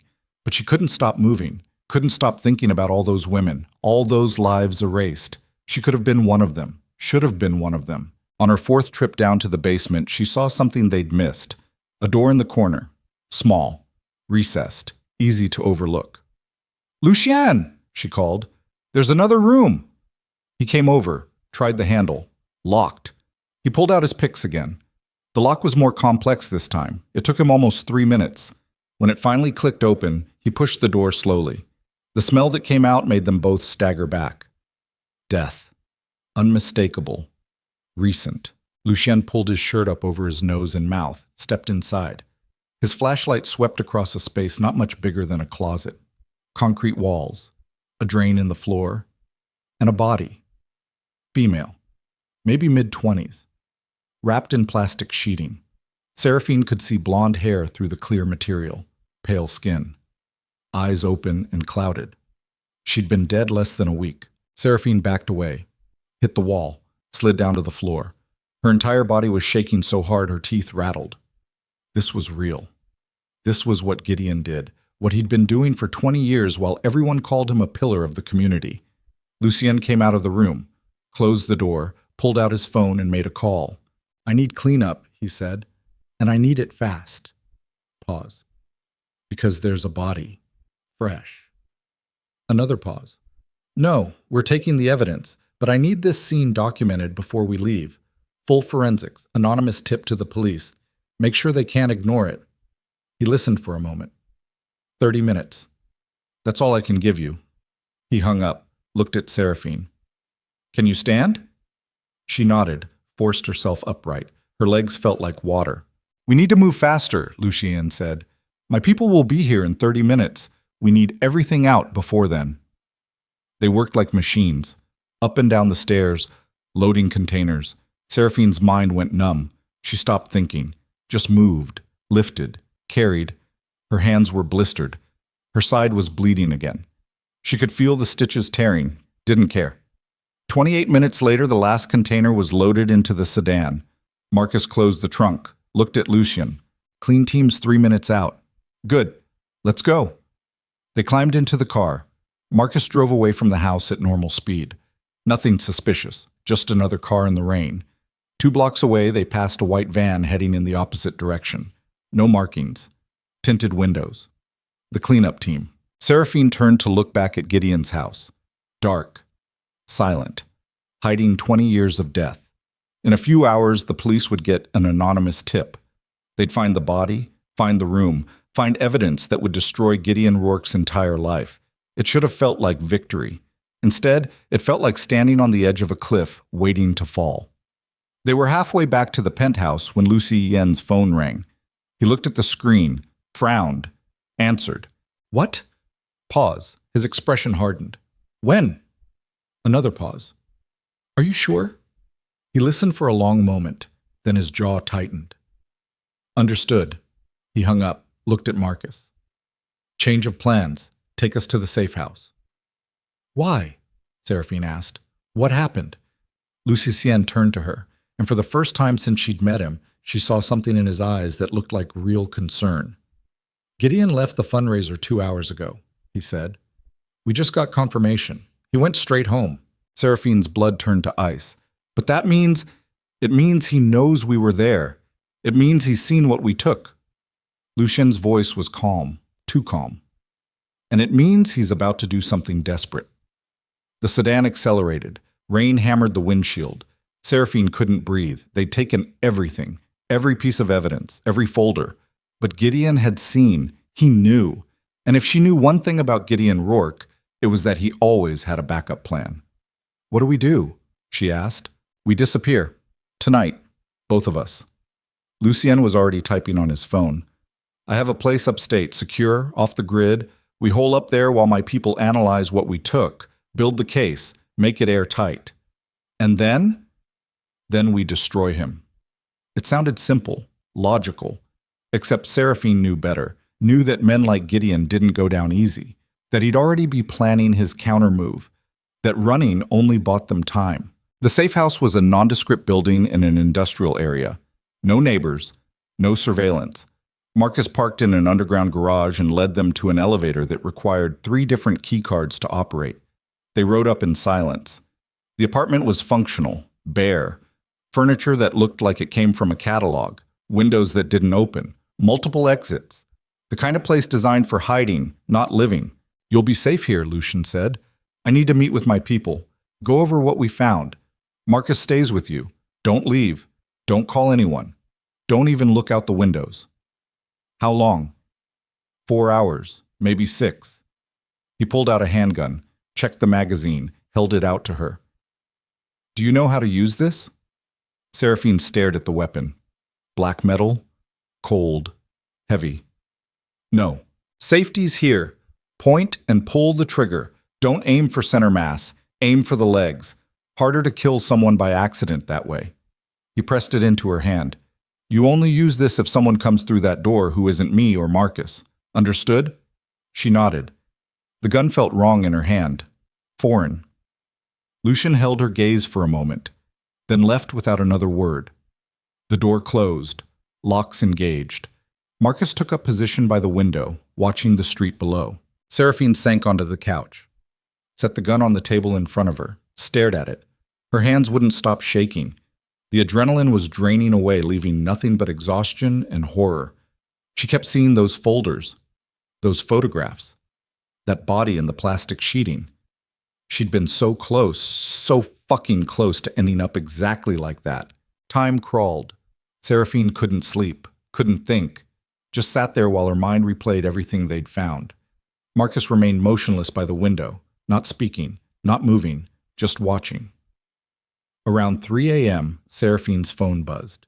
She jumped, grabbed it. Unknown number. Her thumb hovered over the screen. Don't answer, don't engage. Just, she answered. Silence on the other end, then breathing, slow, controlled. Hello, sweetheart, Gideon said. Every muscle in Seraphine's body locked up. She couldn't speak, couldn't move. Just held the phone to her ear while her heart tried to climb out of her chest. You've been busy tonight, Gideon continued. Conversational, pleasant. Breaking into my home, stealing my property, making quite a mess. He paused. I'm disappointed. I thought we were past this kind of behavior. Stay away from me, Seraphine managed. Oh, I don't think I'll be doing that. See, you took something that belongs to me, and I want it back. You mean the evidence of all those women you killed? Evidence? Gideon laughed, soft, amused. Sweetheart, those files are worthless. Forged documents, fabricated records, nothing that would hold up in court. You really think I'd keep real evidence in my basement? Seraphine's stomach dropped. You're lying. Am I? Here's what's going to happen. You're going to bring those files back to me. Tonight. Along with Mr. Drake. And you're going to apologize for this ridiculous stunt. His voice hardened. Or I'm going to release the video. What video? The security footage from my basement. The real security footage. The one that shows you down there. Alone. Setting up those files. Planting that body. He let that sink in. Technology is wonderful, isn't it? With the right software, you can make anyone look guilty of anything. Seraphine couldn't breathe. Nobody will believe, won't they? A mentally unstable woman with a history of violence, known to be under the care of a respected therapist, caught on camera staging evidence to frame her caretaker. Gideon's smile was audible. I've already sent copies to 3 news outlets, time-stamped, dated, completely legitimate. They'll go live in 6 hours unless you bring me what I want. You're insane. No, sweetheart, I'm thorough. That's the difference between you and me. You react. I plan. He paused. You have until sunrise. The address is 1247 Warehouse Row. Come alone, both of you, or the video goes public and you spend the rest of your life in prison for crimes I committed. The line went dead. Seraphine sat there, phone still pressed to her ear, listening to silence. Her entire world had just collapsed. Everything they'd found, everything they'd risked, it was all worthless, worse than worthless. It was a trap, and she'd walked right into it. Marcus was already on his phone. Boss, we have a problem. Seraphine stood slowly, picked up the gun, felt its weight. Gideon had been planning this. All of it. The fundraiser, the basement, the files. He'd known they'd come, known they'd take everything, known they'd think they'd won, and now he had them exactly where he wanted them. The door burst open. Lucien strode in, phone to his ear, expression thunderous. He looked at Seraphine. Tell me everything. She did. Every word, every threat. When she finished, Lucien was silent for a long moment. Then he turned and punched the wall hard enough to crack the drywall. Fuck. The word came out quiet, controlled, more terrifying than if he'd shouted. He played us. The whole goddamn thing was theater. The body, probably real, but he made sure it couldn't be traced back to him. Everything in that basement was designed to look real enough to fool us, but fall apart under legal scrutiny. Lucien's hands clenched into fists, and now he has leverage. What do? We don't have a choice. We go. We meet him. We figure out what he really wants. He wants me. I know. So we give him what he wants. Seraphine raised the gun, looked at it, felt something cold and final settling in her chest. We go. We meet him. And I kill him. Lucien stared at her. You've never killed anyone. Then tonight I start. Seraphine, he's not going to stop. He's never going to stop. Her voice was shaking now, not from fear, from rage, from 5 years of being afraid. So either we end this tonight or I spend the rest of my life running, and I'm done running. Silence filled the safe house. Outside, the city was starting to wake up. Sunrise was 3 hours away. 3 hours until Gideon's video went public.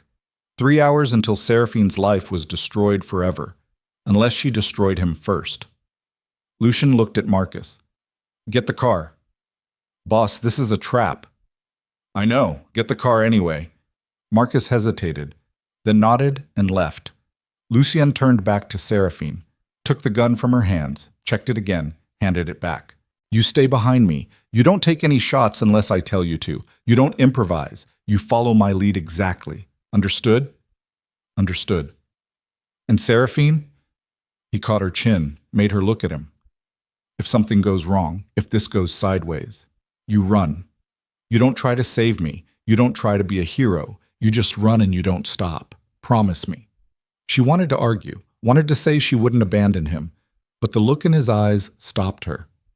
I promise, she lied. They took the elevator down, climbed into the sedan. Marcus drove through pre-dawn streets toward the warehouse district. Rain had stopped. The sky was that ugly gray color that came before sunrise. Everything looked washed out, lifeless. Seraphine checked the gun for the 5th time, made sure the safety was off. Her hands were steady now, her breathing calm. Something had shifted inside her, something fundamental. She wasn't the woman who'd stumbled onto that subway train anymore. Wasn't the ghost who'd spent 5 years disappearing. She was something else now, something dangerous. The warehouse district was deserted. Empty buildings, broken windows, graffiti covering every surface. Marcus pulled up to a building at the end of Warehouse Row. No lights, no visible movement. "It's a kill box," Marcus said quietly. "I know," Lucien replied. He checked his own weapon, looked at Seraphine. "Last chance." "No." They got out. The air smelled like rust and old rain. Their footsteps echoed off concrete. The warehouse door was open. Just a crack. Invitation. Challenge. Trap. Lucien pushed it wider. Inside was darkness broken by a single light, hanging from the ceiling, illuminating a space in the center of the empty warehouse. And standing in that pool of light, arms crossed, wearing that smile like a knife wound. Gideon Rourke. But he wasn't alone. Behind him stood 6 men, armed, professional. The kind of muscle you hired when you wanted someone disappeared permanently. "Right on time," Gideon said pleasantly. "I appreciate punctuality." Lucien stopped 10 feet away. Seraphine stayed behind him, hand on the gun tucked into her waistband. Her eyes tracked across the armed men, calculating, measuring, knowing this was suicide. "You wanted to talk," Lucien said. "So talk." "Oh, I don't want to talk. I want what's mine." Gideon's eyes fixed on Seraphine. "Come here, sweetheart. Time to come home." "Go fuck yourself," Seraphine said. Gideon's smile widened. "I was hoping you'd say that. See, Mr. Drake, here's what's going to happen. You're going to leave. Walk out that door. Get in your car. Drive away. And you're going to forget you ever met Seraphine Vale. Not a chance. Then you're going to die. Right here. Right now. And Seraphine's going to watch. And then she's going to understand exactly what happens when she disobeys me." The armed men raised their weapons. Red laser sights appeared on Lucien's chest, 6 of them, dancing across his body like fireflies. Seraphine's hand tightened on the gun. This was it. The moment. The point where she either broke again or became something that couldn't be broken. She stepped out from behind Lucien, pulled the gun, pointed it directly at Gideon's head. "You want me?" she said. Her voice was steady, cold. "Come get me." For one frozen second, nobody moved. Then Gideon laughed. "You won't do it. You don't have it in you." "You're right," Seraphine said. "I didn't 5 years ago. But you spent all that time training me, teaching me to survive, to adapt, to do whatever it takes." She took a step forward. "So thank you, Gideon, for making me strong enough to pull this trigger." Gideon's smile faltered. The warehouse erupted into chaos. Gunfire exploded through the space. Seraphine threw herself sideways, hit the concrete hard, heard Lucien returning fire, heard screaming, heard footsteps running. She rolled behind a concrete pillar, pressed her back against it. Her side was screaming, blood soaked through her shirt. The stitches had torn completely. She couldn't see Lucien, couldn't see Gideon, just muzzle flashes in the darkness and the sound of bullets ricocheting off metal. She risked a glance around the pillar, saw one of the armed men going down, saw Lucien moving like water, smooth and fast and lethal, saw Gideon running toward the back of the warehouse. Running. Something inside Seraphine snapped. She pushed off the pillar, started running. Her legs pumped, her side screamed. She didn't care. Gideon was 20 feet ahead, then 15, then 10. He glanced back, saw her coming. His eyes went wide. He pulled a gun from his jacket, spun, fired. The shot went wide. Seraphine didn't stop, didn't slow, just kept running. Gideon fired again. This time she felt something hot tear across her shoulder.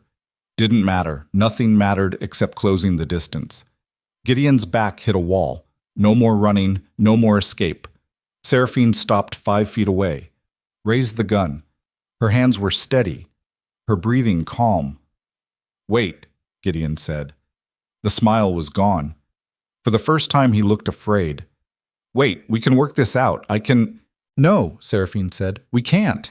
She pulled the "if you or someone you know is having a difficult time, free support is available.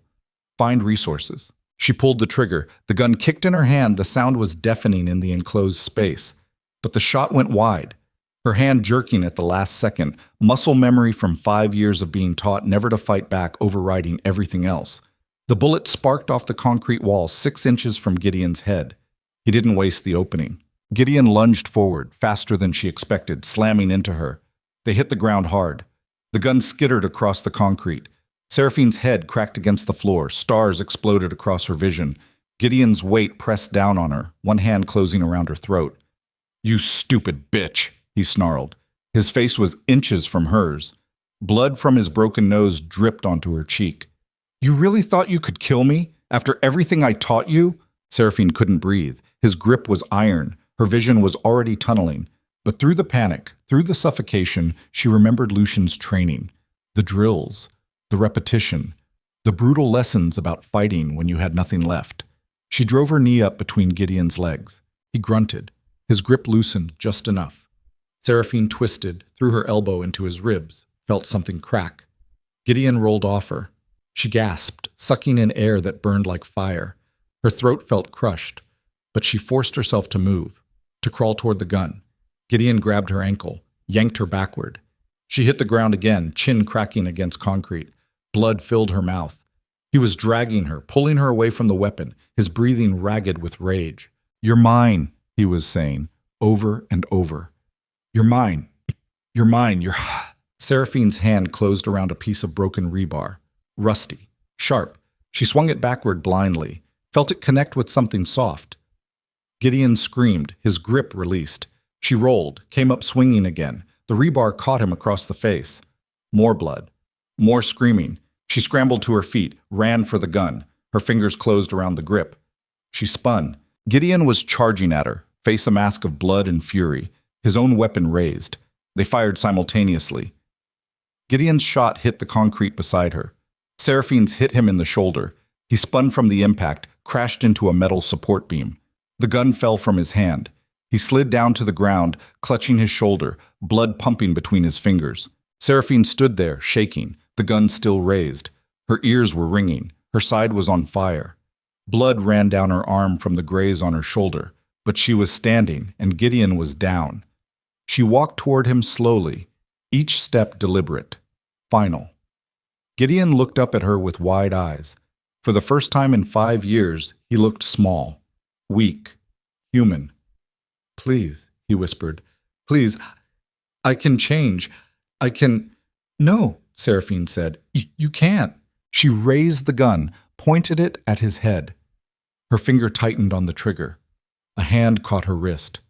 Lucien, covered in blood, some his, most not. One arm hung at a wrong angle, but his eyes were clear, focused. "Don't," he said quietly. "He deserves to die." "Yes, he does, but not like this. Not by you." Lucien's grip on her wrist was gentle, but unyielding. "You kill him now, you become what he tried to make you. You prove he was right about you." "I don't care." "Yes, you do. That's why your hand is shaking." Seraphine looked down. He was right.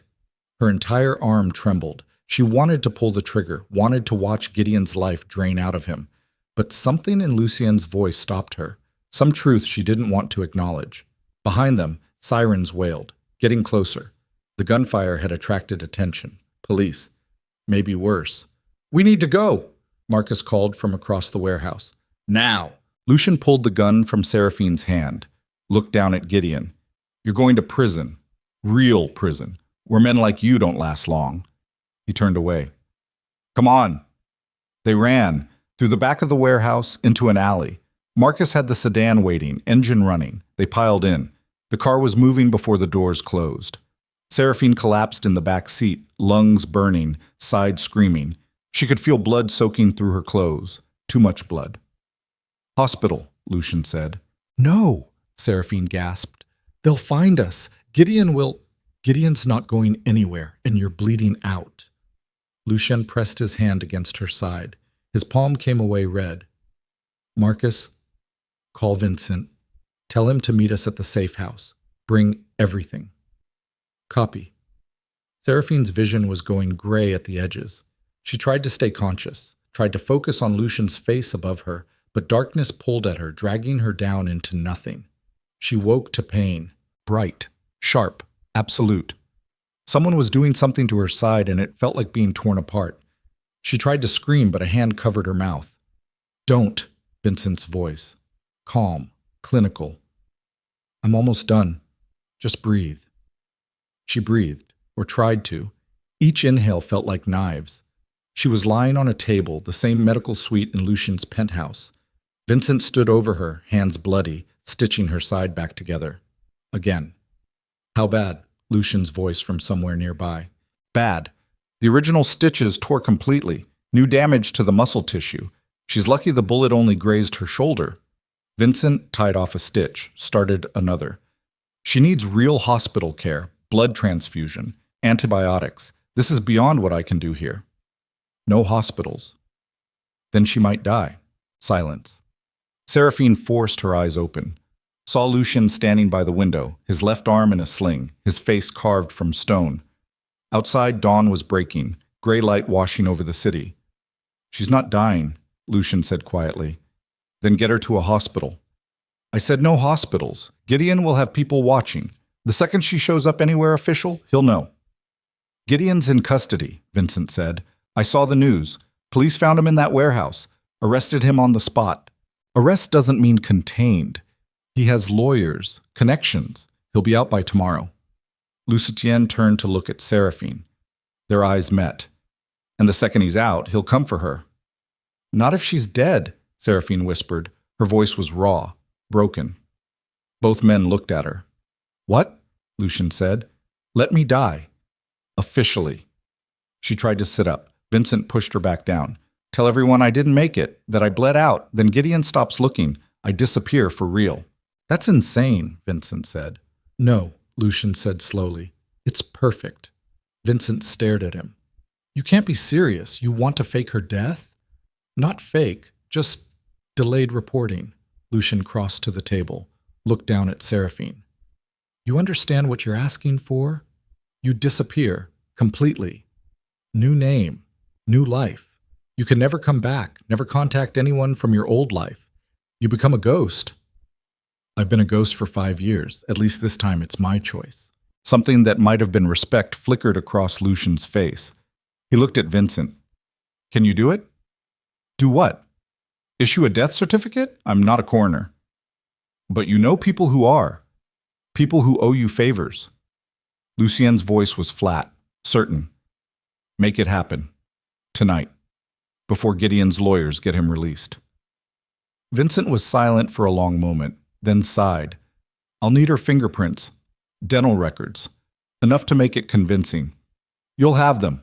And you understand if this goes wrong, we're all going to prison. It won't go wrong. Vincent looked between them, then shook his head. You're both insane. But he pulled out his phone and started making calls. Seraphine lay there while Vincent finished stitching her side. The pain medication was starting to kick in. Everything felt distant, unreal, like watching her life happen to someone else. What about the evidence, she asked. The folders? The photographs? Already delivered to the FBI, Lucien said. Anonymous package, too much there for them to ignore, even with Gideon's connections. He leaned against the table. But he's right about one thing. Those files won't be enough to convict him, not by themselves. They're forged, fabricated. Any decent lawyer will tear them apart. So what do? We make sure he doesn't get to trial. Lucien's voice dropped lower. We make sure he never leaves that jail cell. Seraphine understood what he was saying, what he was offering to do. You're going to have him killed. Yes. Why? I thought you wanted him to suffer. I did, but keeping you alive matters more. Lucien looked at her directly. He knows too much. About you. About me. About what we found. As long as he's breathing, you're not safe, so I'm going to fix that. I should be the one, Seraphine said. I should be the one who… No. You're already dead, remember? Dead people don't kill anyone. His expression didn't change. This is my world. My rules. You want to survive? You let me handle this. She wanted to argue, wanted to say she had earned the right to end Gideon herself, but exhaustion was pulling her under again, the pain medication dragging her down into darkness. Okay, she whispered. Do it. She slept for 18 hours straight. When she woke, the penthouse was dark. Quiet. She lay in the medical suite staring at the ceiling, feeling every inch of her body scream. The stitches pulled tight. Her shoulder throbbed. Her throat was bruised from Gideon's hands, but she was alive. Vincent appeared in the doorway. You're awake. Good. Drink this. He handed her a bottle of water and pain pills. She swallowed them. Is it done? The death certificate? Yes. Filed this morning. Seraphine Vale died at 4:47 a.m. from complications due to blood loss and internal injuries. Tragic. The news is already running the story. Seraphine felt nothing. No grief, no loss, just emptiness. What about Gideon? Still in custody. His lawyers are pushing for bail. They'll probably get it by tomorrow afternoon. And then? Vincent's expression was carefully neutral. Then Mr. Drake handles it, like he said he would. She nodded, pushed herself upright. Every muscle protested, but she forced herself to stand, to walk out of the medical suite and into the main penthouse. The city spread out below her, 43 floors of distance between her and the world that thought she was dead. Lucien sat at the dining table, laptop open, phone pressed to his ear. He looked up when she entered, ended the call. You should be resting. I've rested enough. She crossed to the windows, looked out at Black Hollow City. When? Tomorrow night, after he makes bail. There's a transport route from the courthouse to his home, 3 blocks where the security cameras are offline for maintenance. That's where it happens. How? You don't need to know. Yes, Seraphine said. I do. Lucien studied her, then closed the laptop. Car accident. He's driving home. Another vehicle runs a red light, T-bones him at 60 miles an hour. Messy, tragic, but it happens every day in this city. And if he survives? He won't. I'll make sure of it. Seraphine turned to face him. I want to be there. No. Lucien, I said no. You're dead. You stay dead. That means you don't go anywhere near this. His voice was firm, final. You want him gone? Trust me to get it done. I don't trust anyone. Then learn. He stood, walked over to stand beside her at the windows. You asked me once why I helped you, why I stepped between you and him on that train. I remember. It's because I know what it's like to be trapped, to have someone own you so completely that you forget you were ever your own person. He looked at her directly. My father was a lot like Gideon, controlled everything, everyone, made you think you were worthless without him. And when I finally got free, it took me years to remember who I was supposed to be. Seraphine had never heard him talk about his past, never even asked. What happened to him? He died. Car accident. Very tragic. Lucien's expression was unreadable. I was 17. It took me 3 more years to stop feeling guilty about it. Understanding clicked into place. You killed him. I got free. He turned back to the window. Same thing. They stood there in silence while the city woke up around them. Seraphine thought about what he was offering. Freedom purchased with someone else's violence. A new life built on someone else's death. It should have felt wrong, should have made her sick. Instead, it felt like justice. What happens after? She asked. After he's gone? You disappear. New identity, new city, new everything. Lucien pulled a folder from his jacket, set it on the table. I have people who specialize in this. They're very good. By next week, Seraphine Vale will be completely erased, and someone new will take her place. She picked up the folder, opened it. Inside were documents. Birth certificate, social security card, driver's license, passport, all with her photo, none with her name. Elena Russo, she read aloud. Italian ancestry, born in Chicago, moved around a lot. No living family, no criminal record, no history that would draw attention. Lucien explained it like he was discussing the weather. She's clean, stable, boring, everything Seraphine Vale wasn't. Seraphine stared at the documents, at the face that was hers but belonged to someone who'd never been broken, never been afraid, never been owned. "I don't know how to be her," she whispered. Neither did I. When I got free, when I stopped being my father's son and started being myself. Lucien's voice was quiet. But you figure it out, day by day, choice by choice, until one morning you wake up and realize the person in the mirror is finally who you were supposed to be. And if I can't, then you keep pretending until it's real. The next 24 hours crawled past.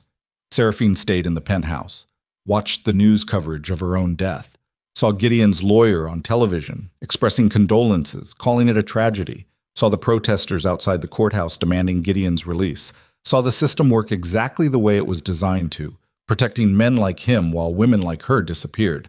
But not this time. This time, she was disappearing on her own terms. Lucien left at sunset. Didn't say where he was going, didn't need to. Marcus went with him. Vincent stayed behind, monitoring police scanners, waiting for the news that would change everything. Seraphine sat by the windows and watched the city turn from gray to gold to black. Traffic crawled below. Lives being lived. People who had no idea that tonight one monster would stop existing. Her phone buzzed. Unknown number. She stared at it, knew she shouldn't answer, but her hand moved anyway. "Hello?" "Seraphine." Gideon's voice. She nearly dropped the phone. "Or should I say the ghost of Seraphine? I know you're not really dead." Her blood turned to ice. "How? Oh!" "Because I know you. Because I trained you. Because I know you don't have the courage to actually die." He laughed softly. "You're somewhere right now, probably with Drake, thinking you've won, thinking I'm beaten. But here's the thing, sweetheart. I got bail. I'm walking out of here in 10 minutes, and the first thing I'm going to do is find you." "You can't." "Can't I?" "I have people too. Resources, money. And I have something you don't have." His voice dropped. "I have nothing left to lose. Drake took everything from me. My reputation, my career, my freedom. So now I'm going to take everything from him. Starting with you." The line went dead. Seraphine stood frozen, phone still pressed to her ear. He knew. Somehow he knew she was alive, which meant Vincent's phone rang. He answered. His face went pale. "What? When?" Pause. "Are you sure?" He looked at Seraphine. "Get down." "What's happening?" "Gideon posted bail 30 minutes ago. He's not going to his house. He's coming here. Security cameras show him in the parking garage. He has 4 men with him, all armed." "But how did he?" "I don't know. But they're in the building, coming up." Seraphine's mind raced. Lucien was gone. Marcus was gone. She was alone except for Vincent, who was a doctor, not a fighter. And Gideon was coming with 4 armed men. She'd wanted to face him, wanted to end this herself. Now she was going to get her chance. "Vincent," she said. Her voice was calm, steady. "Where are the guns?" He stared at her. "You can't be serious." "Where are the guns?" He hesitated, then crossed to a cabinet, pulled out a case. Inside were 3 handguns, extra magazines, a knife. Seraphine took one of the guns, checked the magazine, chambered around. "Call Lucien," she said. "Tell him what's happening." "He's 40 minutes away." "I know. Call him anyway." Vincent pulled out his phone, started dialing. Seraphine moved to the door, checked the locks. 3 deadbolts. Heavy. But not enough to stop 4 armed men if they were determined. She had maybe 5 minutes. She looked around the penthouse. High ground, limited exits, nowhere to run. If Gideon got in here, she was trapped, unless she went to him first. The idea was insane, suicidal, but it was also the only option that gave her any control. She couldn't wait here like prey, couldn't let Gideon hunt her again. She'd spent 5 years being hunted. Tonight, she became the hunter. "Vincent," she said, "I need you to do something for me." "What?" "I need you to let him in." Vincent's face went white. "Absolutely not. Listen to me. If we stay locked in here, he'll find a way in eventually. And when he does, we're cornered. But if we let him in on our terms, in a place we choose, I might have a chance. A chance to do what? Get killed? A chance to end this." Seraphine checked the gun again. You said the gym is on the 40th floor, 3 floors down. Open space, multiple exits. That's where we do this. This is insane. Yeah, it is. She looked at him. But I'm done running, done hiding, done being afraid of him. So either help me or get out of the way. Vincent stared at her for a long moment, then cursed softly and pulled out his phone. Lucien's going to kill me for this. Only if we survive. They took the stairs down to the 40th floor. Seraphine's side screamed with every step. Blood seeped through her bandages, but she kept moving, pushed through the pain. The gym was dark, silent, heavy bags hanging like corpses, weights organized with brutal precision. Seraphine found the light panel, killed everything except one spotlight in the center of the room, then positioned herself in the shadows near the door. Vincent stood by the emergency exit. This is a mistake. Probably, but it's my mistake to make. Her phone buzzed. Text message from an unknown number. I'm coming up. Let's finish this. Seraphine's finger tightened on the trigger. Tell Lucien I'm sorry. Tell him yourself when this is over. The elevator chimed. Footsteps in the hallway. Multiple sets. Heavy. Professional. The gym door opened slowly. Gideon stepped through first. Blood still crusted on his face from the warehouse. His shoulder was bandaged under his shirt, but his eyes were clear, focused, mad. Behind him came his 4 men, armed with automatic weapons, fanned out immediately. Professional. Trained. Seraphine stayed in the shadows, barely breathing, watching Gideon walk into the spotlight, watching him look around the empty gym, watching his smile spread across his face like infection. I know you're here, sweetheart, he called. I can smell you, fear, blood, desperation. He turned slowly. Come out. Let's talk. Just you and me. Like old times. Seraphine stepped into the light. Gideon's smile widened. There she is.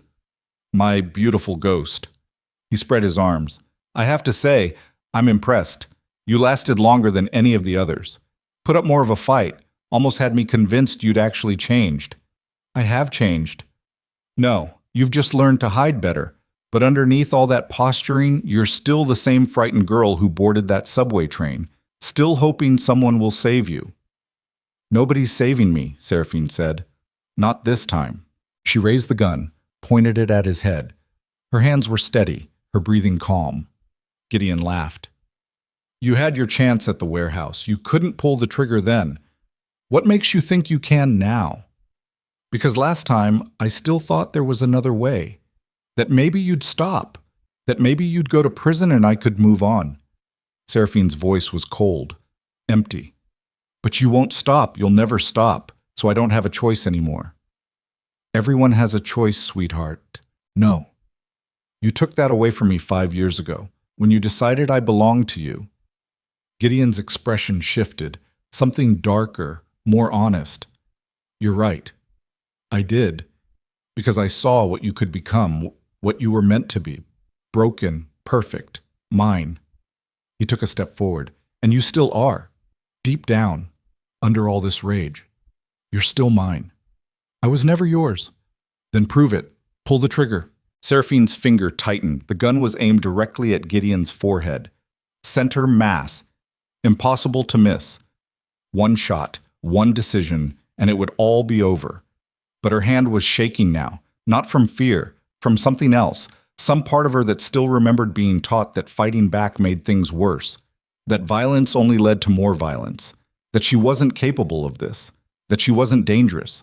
Gideon saw it, saw the hesitation. His smile returned. You can't do it. Can you? Even now. Even after everything. You can't. The gunshot was deafening, but it didn't come from Seraphine's weapon. Gideon staggered, looked down. Blood bloomed across his chest. He turned slowly. Lucien stood in the doorway, gun raised, expression carved from stone and murder. She doesn't have to, Lucien said quietly. Because I will. He fired again and again, and he fired again and again and again. Each shot punched through Gideon's body with brutal finality, chest, stomach, throat. The sound echoed off concrete walls like thunder trapped in a cave. Gideon's body jerked with each impact, a puppet with cut strings, blood spraying in dark arterial bursts that painted the floor beneath the spotlight. His 4 men raised their weapons. Lucien was already moving. He dropped behind a weight rack as automatic fire tore through the air. Bullets chewed through metal and concrete. Seraphine threw herself sideways, rolled behind a heavy bag. Her side screamed. Fresh blood soaked through her bandages. Marcus appeared in the doorway behind Lucien, weapon raised, adding suppressive fire. One of Gideon's men went down. Then another. The gym became a killing floor. Muzzle flashes like lightning, the smell of cordite and copper, screaming that might have been human or might have been the sound of metal tearing through flesh. Seraphine stayed low. Her gun felt heavy in her hand. Useless. She wasn't a fighter, wasn't trained for this. But she forced herself to look around the heavy bag, to assess, to think like Lucien had taught her. Two men still standing, both behind cover, both firing methodically at Lucien and Marcus, neither paying attention to her. She could run. The emergency exit was 15 feet away. Vincent had already disappeared through it. She could follow. Let Lucien handle this. Let him finish what she'd started. But that's what the old Seraphine would have done. The ghost, the victim, the woman who spent 5 years disappearing. She wasn't that woman anymore. Seraphine pushed herself to her feet, raised the gun, stepped out from behind the heavy bag. One of the men saw her, started to turn. She fired. The shot went wide.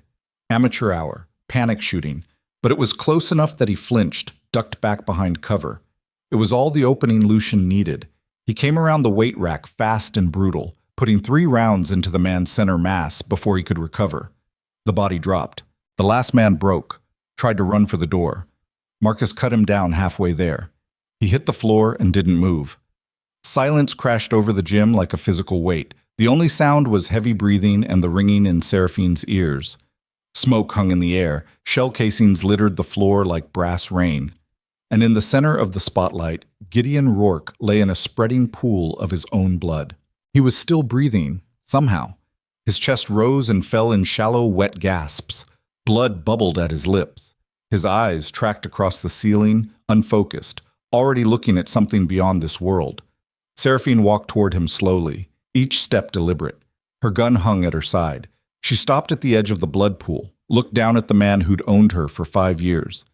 He looked small, broken, human, nothing like the monster that haunted her nightmares. His eyes found her face. Recognition flickered. His lips moved. No sound came out at first, then, barely audible. "You won't survive this." "Yes," Seraphine said quietly. "I will. He'll destroy you too. Drake is worse than me." "No, he's not. Because he gave me a choice. You never did." Gideon tried to smile. Failed. Blood ran down his chin. "You're still mine." "I was never yours," Seraphine said. "I just didn't know it yet." She raised the gun, pointed it at his head. Her hand was steady now. No shaking. No hesitation. Just cold certainty. Lucien's hand caught her wrist again. Gently. "You don't need to. He's done." "I know." "Then why?" "Because I need to know I can." She looked at Lucien. "I need to know that when it matters, I won't freeze. That I'm not still that frightened girl on the subway." Lucien held her gaze for a long moment, then released her wrist, stepped back. The choice was hers. Seraphine looked down at Gideon, at the man who'd broken her, rebuilt her, owned her, taught her what it meant to be helpless. And in doing so, taught her what it would take to never be helpless again. She lowered the gun. "You don't deserve a quick death," she said. "You deserve to lie here, alone, bleeding out, knowing that everything you built is gone, that all those women you hurt are finally free, that you're dying and nobody's coming to save you." Gideon's eyes widened slightly. Understanding? Fear. Seraphine turned and walked away. Lucien fell into step beside her. Marcus was already on his phone, calling the cleanup crew, arranging the scene, making sure this looked like what it was. Self-defense. A monster finally stopped. They took the stairs up to the penthouse. Seraphine's legs barely worked. Adrenaline was draining away, leaving nothing but exhaustion and pain so complete she could barely see straight. She collapsed onto the couch. Lucien sat beside her. Neither spoke. Behind them, in the gym 3 floors below, Gideon Rourke took his last breath alone in the darkness. Nobody came to save him. The next 72 hours blurred together. Police, statements, lawyers. Lucien had people who specialized in cleaning up messes like this. They handled everything, positioned it perfectly. Gideon had violated bail, come to the building with armed men, threatened Lucien Drake, fired first. Everything that followed was justified. The security footage backed it up. The evidence from the warehouse, the bodies, the files, the documentation, made Gideon Rourke into exactly what he was: a serial predator, a monster who'd operated for 20 years under everyone's noses. Seraphine gave her statement from the penthouse. Never left the building, stayed dead officially while Elena Russo began to exist. The paperwork moved through channels: birth certificate, social security, driver's license, bank accounts, everything needed for a life that had never been lived. On the 4th day, Vincent cleared her to travel. The stitches were holding. The bleeding had stopped. She was healing, slowly, painfully, but healing. Lucien drove her to the private airport himself. No Marcus, no security, just the two of them in his black sedan cutting through early morning traffic while the city woke around them. "Where are you going?" Lucien asked. First time he'd asked. "Portland," Seraphine said. Elena said. She had to start thinking of herself that way. "Oregon. I have a cousin there. Or Elena does. On paper." "What will you do?" "I don't know. Work, live, figure out who I'm supposed to be when nobody owns me." They pulled up to a private hangar. A small jet sat on the tarmac. Lucien killed the engine. For a moment, neither of them moved. "You saved my life," Seraphine said. "Multiple times. I don't know how to repay that." "You don't repay it. You just live. That's enough." "Is it?" "It has to be." Lucien looked at her, really looked at her. "You're not the woman I met on that train anymore. You know that, right?" "I know." "Good. Don't forget it. Don't let anyone make you forget it." Seraphine nodded, opened the door, stepped out. Her bag was already loaded on the plane. Vincent had packed it while she slept. New clothes, new documents, new everything. She started walking toward the jet, stopped, turned back. Lucien was standing by the car watching her. "What happens to you?" she called. "After this?" "Same thing that always happens. I survive. I adapt. I keep building my empire." He paused. "And I make sure nobody forgets what happens when they hurt people under my protection. Even though I'm leaving? Especially because you're leaving. That's what it means to be untouchable. You get to walk away."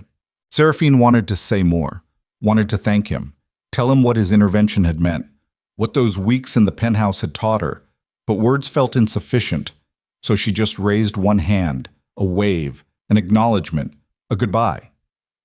Lucien returned it, then got back in the sedan and drove away without looking back. The flight to Portland took 4 hours. Seraphine, Elena, sat by the window and watched the country slide past below. Mountains, plains, rivers cutting through wilderness, everything vast and indifferent and full of possibility. She thought about Gideon, about those last moments, the fear in his eyes when he realized she wasn't going to give him the mercy of a quick death. Part of her felt guilty for that, for letting him suffer. Most of her didn't. The plane landed in gray drizzle, Pacific Northwest rain that felt nothing like Black Hollow City's violence. This was soft, constant, almost peaceful. A cab took her to a small apartment Lucien's people had arranged. 1 bedroom, furnished simply. A place to start over. Elena Russo unpacked her bag, hung up clothes she'd never worn, looked at herself in the bathroom mirror. Same face, same scars, but different eyes. These eyes had seen death, had dealt it, had learned what it meant to choose survival over safety. She slept for 16 hours straight. No nightmares, no fear, just exhausted, dreamless sleep. When she woke, rain still pattered against the windows. She made coffee, sat at the small kitchen table, opened her laptop, new, untraceable, and started searching job listings. Bookkeeper, administrative assistant, receptionist, normal jobs, boring jobs. The kind of work that wouldn't draw attention. She applied to 12 positions, got callbacks from 3, went to interviews wearing clothes that made her look ordinary, answered questions about Elena Russo's work history with confidence because Elena Russo had never been broken, had never been afraid, had never learned to make herself small. She got hired at an accounting firm, started the following Monday. Her coworkers were pleasant, professional, nobody asked too many questions. She kept her head down, did her work, went home alone. Weeks became months. Elena learned her new life the way you'd learn a language. Immersion, repetition, slowly becoming fluent in normalcy. She got a library card, started running in the mornings. Her side healed completely, leaving only a scar that she told people came from a car accident. Not a lie exactly, just incomplete truth. She made exactly one friend, a woman named Sarah who worked in the office next door. Graphic designer, funny, kind, the type of person Elena would have been if Gideon had never found her. They got coffee sometimes, talked about nothing important. Movies, weather, Sarah's terrible dating life. Elena never talked about her own past. Deflected questions with practiced ease. Sarah didn't push, seemed to understand that some people carried things they didn't want to share. 6 months after leaving Black Hollow City, Elena got a package. No return address. Inside was a burner phone and a note in Lucien's handwriting. In case you need to disappear again, delete this after reading. She deleted it, kept the phone. 9 months in, she saw her first news story about Gideon. The trial of his accomplices. The revelations about the 23 bodies they'd found based on the files from his basement. The families finally getting answers, closure, justice, however incomplete. Elena watched the coverage and felt nothing. No satisfaction, no grief. Just distant acknowledgement that a chapter had closed. She never used the burner phone. A year after leaving, Elena went back to school. Night classes at the community college. Business administration. Not because she needed the degree, but because she wanted to prove she could, that her mind worked, that she could build something. She got straight A's, made the dean's list.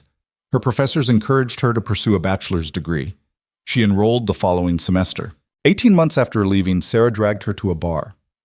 Girls' night. Elena went reluctantly, sat nursing a single drink while Sarah flirted with a bartender. The bar was loud, crowded, full of people living normal lives. A man sat down beside Elena, mid-30s, pleasant-looking, smiled politely. This seat taken? Every instinct screamed at her to leave, to run, to never let anyone get close enough to hurt her again. But she forced herself to stay, to smile back. It's yours, she said. His name was David. Teacher. Divorced. 2 kids he saw every other weekend. He was nervous, charming in an awkward way. Nothing like Gideon's practiced manipulation. Nothing like Lucien's controlled danger. Just a normal man trying to connect with another human being. They talked for an hour. He asked for her number. She gave him the real one. Her phone, her life, nothing hidden. They went on a date the following week. Dinner, movie, simple, easy. He didn't push, didn't demand, just existed beside her like a person instead of a threat. After the 3rd date, he tried to kiss her. She let him. It felt strange, foreign, but not wrong. After the 5th date, she told him she wasn't ready for anything serious. He said that was okay, that they could take it slow, that he wasn't going anywhere. And he meant it. 2 years after leaving Black Hollow City, Elena graduated with her bachelor's degree. Sarah came to the ceremony. David came. Even a few coworkers showed up. They took pictures, went to dinner, celebrated like normal people who'd achieved normal things. That night, alone in her apartment, Elena looked at the photos on her phone, saw herself smiling, really smiling, the kind that reached her eyes, the kind that suggested someone home behind them. She almost didn't recognize the woman in those pictures. That's when she finally called the burner phone number. It rang 3 times. Then Lucien's voice. I was wondering when I'd hear from you. How did you know it was me? Because you're the only person who has that number. A pause. How are you? Good. Really good, actually. Elena looked around her apartment, at the life she'd built. I graduated, got a real job, even dated someone. Dated. Past tense, it didn't work out, but it was nice. While it lasted. Good. Silence stretched between them. Comfortable. The kind shared by people who'd survived something terrible together. Why are you calling? Lucien finally asked. I don't know. To say thank you, I guess. For giving me this. I didn't give you anything. You took it. There's a difference. Maybe. Elena pulled her knees to her chest. What about you? How's Black Hollow City? Still standing, barely. He sounded tired. I'm getting out, actually. Dismantling the empire. Going legitimate. Turns out watching people die gets old eventually. What will you do? Same thing you're doing. Figure out who I am when I'm not fighting to survive. That's harder than it sounds. I know. Another pause. Seraphine. Elena, she corrected gently. Seraphine died in that warehouse, remember? Right. Elena. He said it like he was testing the name. Do you ever regret it? Letting him bleed out instead of finishing it? She thought about that. About Gideon's last moments. About choosing mercy or cruelty, depending on how you looked at it. No, he didn't deserve a quick death. He deserved exactly what he got. And the others? His men? They made their choices. So did we. Elena looked out the window at Portland rain. I'm not going to carry guilt for surviving. Good. Don't. They talked for another hour, about nothing important, about everything that mattered. When they finally hung up, Elena felt something settle in her chest. Peace, maybe, or just acceptance that some chapters closed without neat endings.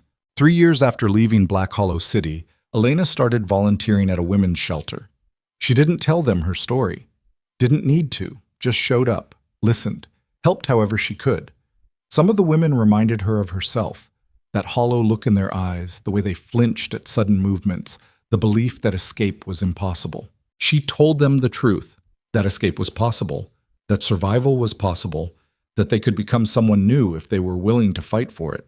Some believed her, some didn't. She kept showing up anyway. 4 years after leaving, she opened her own accounting firm. Small. Just her and 2 employees at first. But it grew. She specialized in helping small businesses, nonprofits, women-owned companies, people trying to build something real. Her reputation spread. Honest, fair, relentless. One of her clients was a nonprofit that helped trafficking victims. The director was a woman named Maria. Mid-50s, sharp eyes. She looked at Elena during their first meeting and said, "You've been where they are, haven't you?" Elena didn't answer directly, just said, "I understand what it takes to rebuild." Maria smiled. "Good. Then you'll understand why we need someone we can trust." Elena became their primary accountant, then their board member, then their biggest donor. She funneled money carefully, never enough to draw attention, but enough to make a difference. Safe houses, legal fees, medical care, all the things she'd needed and never had. 5 years after leaving, Elena got a call from Marcus, Lucien's right hand, the man who'd driven her away from Gideon's house that night. "He's dying," Marcus said without preamble. "Cancer, stage 4. He has maybe 2 months." Elena's breath stopped. Is he asking for? No, he specifically said not to bother you, but I thought you should know." "Where is he?" "Private facility upstate, near the mountains. He's alone. That's how he wants it." Elena hung up, sat with the information for 3 days, tried to convince herself that Lucien had made his choice, that she didn't owe him anything, that she'd built a new life and revisiting the old one would only cause pain. But on the 4th day, she got on a plane. The facility was exactly what she expected. Expensive, quiet, designed for people who wanted to die with dignity away from prying eyes. The receptionist tried to stop her, but Elena had learned how to move through the world with authority. She walked past security like she belonged, found Lucien's room at the end of a long hallway. He looked smaller, thinner. The dragon tattoo seemed too big for his frame now, but his eyes were still sharp, still clear. He looked up when she entered. "You shouldn't be here," he said. "Probably not. I told Marcus not to call you." He didn't listen. He never does. Lucien shifted in the bed, winced. "You look good. Healthy. That's good." "You look like shit," Elena said. He laughed, then coughed. It sounded wet, painful. "Yeah, dying will do that." Elena pulled a chair close to the bed, sat down. "How long?" "Weeks, maybe less. It's moving fast." "Are you in pain?" "Nothing I can't handle." That's not what I asked. Lucien looked at her, really looked at her. Yeah, I'm in pain, but I've been in pain before. This is just different. They sat in silence for a while. The only sound was the machines monitoring his vitals, beeping steadily, counting down. Why did you come? Lucien finally asked. Because 5 years ago you saved my life, and I never properly thanked you. You already thanked me. When you lived. When you became someone new. That's not enough. It has to be. That's all there is. Elena leaned back in the chair, looked at this man who'd stepped between her and death without hesitation, who'd taught her to stand, to fight, to stop apologizing for existing. You were wrong about one thing, she said. What's that? You said you weren't a hero, but you were. To me. That night on the train. You were exactly what I needed. Lucien's expression softened. I'm not a hero, Elena. I'm just a man who recognized what it looked like when someone was dying inside. Because I used to look the same way. What changed for you? I got tired of the violence, the control, the constant fight. He looked out the window at mountains in the distance. I spent 40 years building an empire through fear. And in the end, what did it get me? This. Dying alone in a place where nobody knows my real name. You're not alone. I'm here. For now. But you'll leave. Everyone leaves eventually. Not everyone. Marcus is still here. Marcus gets paid to be here. Bullshit. He's here because he chooses to be. Same reason I came. Elena reached over and took Lucien's hand. It was cold, fragile. Nothing like the hand that had pulled her off that subway train. You gave me a second chance. Let me give you something back. What? Company, for however long you have left. You don't have to die alone. Lucien looked at their joined hands, something that might have been tears gathered in his eyes. He blinked them away. You have a life in Portland? A business. People who depend on you. They can wait. This is more important.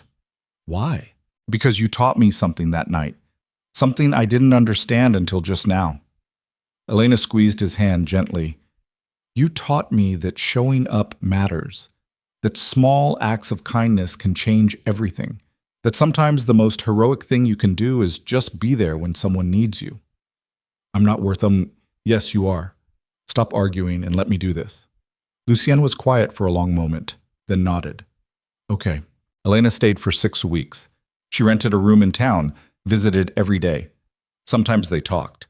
Sometimes they just sat in silence while Lucien slept. She met the few people from his old life who bothered to visit.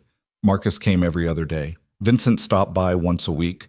A handful of others who remembered when Lucien Drake was someone to be feared. They told stories about heists gone wrong, close calls, the empire he'd built and was now systematically dismantling. Lucien listened with half-closed eyes, occasionally adding details, mostly just letting the memories wash over him. On the 42nd day, Elena arrived to find him awake and lucid, the most alert he'd been in weeks. I need to tell you something, he said. Okay, that night, on the subway, when I saw you, I knew what you were running from because I'd been you, 25 years earlier, different circumstances, same desperation. He paused, gathered strength. My father owned me, body and soul, made me do things, terrible things, and when I finally got free, I swore I'd never let anyone own me again. But you built an empire based on control. Yeah, ironic, right? He smiled weakly. I became what I hated. Told myself it was different because I gave people choices. But control is control. Fear is fear. So why did you help me? Because seeing you was like looking in a mirror, and I thought maybe if I could save you, it would make up for all the people I couldn't save, all the ones I hurt. He looked at her directly. It didn't, by the way. It doesn't balance out. But it helped. Knowing you got free. Elena felt tears burning her eyes. You did save me. You know that, right? Not just from Gideon, from myself, from believing I was meant to be small and afraid forever. No, you saved yourself. I just opened the door. You had to walk through it. Then thank you for opening the door. Lucien smiled. You're welcome. He died 3 days later, peacefully, in his sleep. Elena was there, holding his hand, making sure he wasn't alone at the end. The funeral was small, Private. Just Marcus, Vincent, a handful of old associates, and Elena. They buried him in the mountains he'd stared at through the facility windows. No marker, no headstone. Just a place where the view was beautiful and the silence was complete. Afterward, Marcus pulled Elena aside. He left you something in his will. He didn't need to. It's not money, it's information. Marcus handed her an envelope. Names, addresses, other women like you. Ones Gideon had contact with over the years, ones who might have gotten away, might be out there still hiding, still afraid. Elena opened the envelope. Inside were photos, files, details on 37 women spread across the country. Some she recognized from the basement files. Most she didn't. What am I supposed to do with this? Whatever you think is right. Lucien spent the last 2 years tracking them down, making sure they were okay, helping them where he could, anonymously. Marcus looked at her. He thought you might want to continue that work. Elena stared at the files, at all those faces, all those lives that Gideon had touched, that were still out there, still surviving, still fighting. Yeah, she said quietly, I do. She flew back to Portland the next day, but the files came with her. She spent the next year tracking down every woman on that list. Some had moved on, built new lives, didn't want to be reminded of what they'd survived. She respected that, left them alone. Others were still struggling, still trapped in patterns Gideon had created, still believing they were powerless. To those women, Elena told her story, told them about the subway train, about Lucien, about learning to become dangerous instead of afraid. Some believed her, some didn't. But word spread. Women started reaching out, to Elena's accounting firm, to the nonprofit she supported, asking for help, for resources, for proof that escape was possible. Elena helped everyone she could. She created a network, quiet, unofficial, women who'd survived helping women who were still fighting, safe houses, legal resources, job training, everything needed to rebuild from nothing. She called it the Drake Foundation, in honor of the man who'd opened the door. 7 years after leaving Black Hollow City, Elena stood in her office. The walls were covered with photos now. Women who'd gotten free, who'd rebuilt, who'd survived. Dozens of them. Maybe hundreds eventually. Sarah poked her head in the door. You ready? We're going to be late. Late for what? Your date? The guy from the shelter board meeting? You said yes 3 weeks ago. Elena had completely forgotten. She looked at her reflection in the window. Same face, same scars, but different eyes. These eyes had seen death and dealt it and learned that survival meant choosing to live instead of just existing. Yeah, she said. I'm ready. The date was fine. The man was nice. It didn't go anywhere, but that was okay. Elena had learned that not everything had to be forever, that sometimes good enough was actually good enough. 8 years after leaving, Elena went back to Black Hollow City for the first time. Not as Seraphine Vale. As Elena Russo. Successful businesswoman, board member, advocate. Nobody recognized her. She walked streets she'd once feared, saw the subway station where everything changed, stood on the platform where Lucien Drake had risen from his seat and changed her life forever. The station looked smaller now. Ordinary. Just another stop on just another train line. Nothing special. Nothing dangerous, just a place where choices got made. She boarded a train heading south, sat in the same seat she'd collapsed into all those years ago, looked at her reflection in the window, saw someone who'd survived, who'd adapted, who'd learned that being untouchable meant refusing to let anyone else define her worth. The train pulled away from the station. Elena watched the city scroll past outside. Buildings and lights and people living their lives. Somewhere in that city, women were still getting hurt, still getting trapped, still learning what it meant to be powerless. But somewhere else in that city, other women were getting free, finding resources, learning they were worth saving, because Elena Russo had built something from the ashes of Seraphine Vale's death. And that was enough. 9 years after leaving, Elena got a call from a woman named Jennifer. Young, scared, on the run from a man who sounded a lot like Gideon. She'd found Elena's name through the network, was calling from a bus station, didn't know where to go. Elena talked her through it, step by step, where to go, who to call, what resources existed. At the end, Jennifer asked, How do you know all this? How do you know it works? Elena looked out her office window at Portland rain, thought about subway trains and dragon tattoos and learning to pull a trigger. Because I've been where you are, and I'm still here, so I know it's possible. What if I'm not strong enough? You are. You just don't know it yet. How can you be sure? Because you made this call. Because you got on that bus. Because you chose to fight back instead of giving up. Elena's voice was steady, certain. That's all it takes. Just keep choosing, one day at a time, one decision at a time, until you wake up one morning and realize you're not running anymore. You're just living. Jennifer was crying. Thank you. Don't thank me. Just live.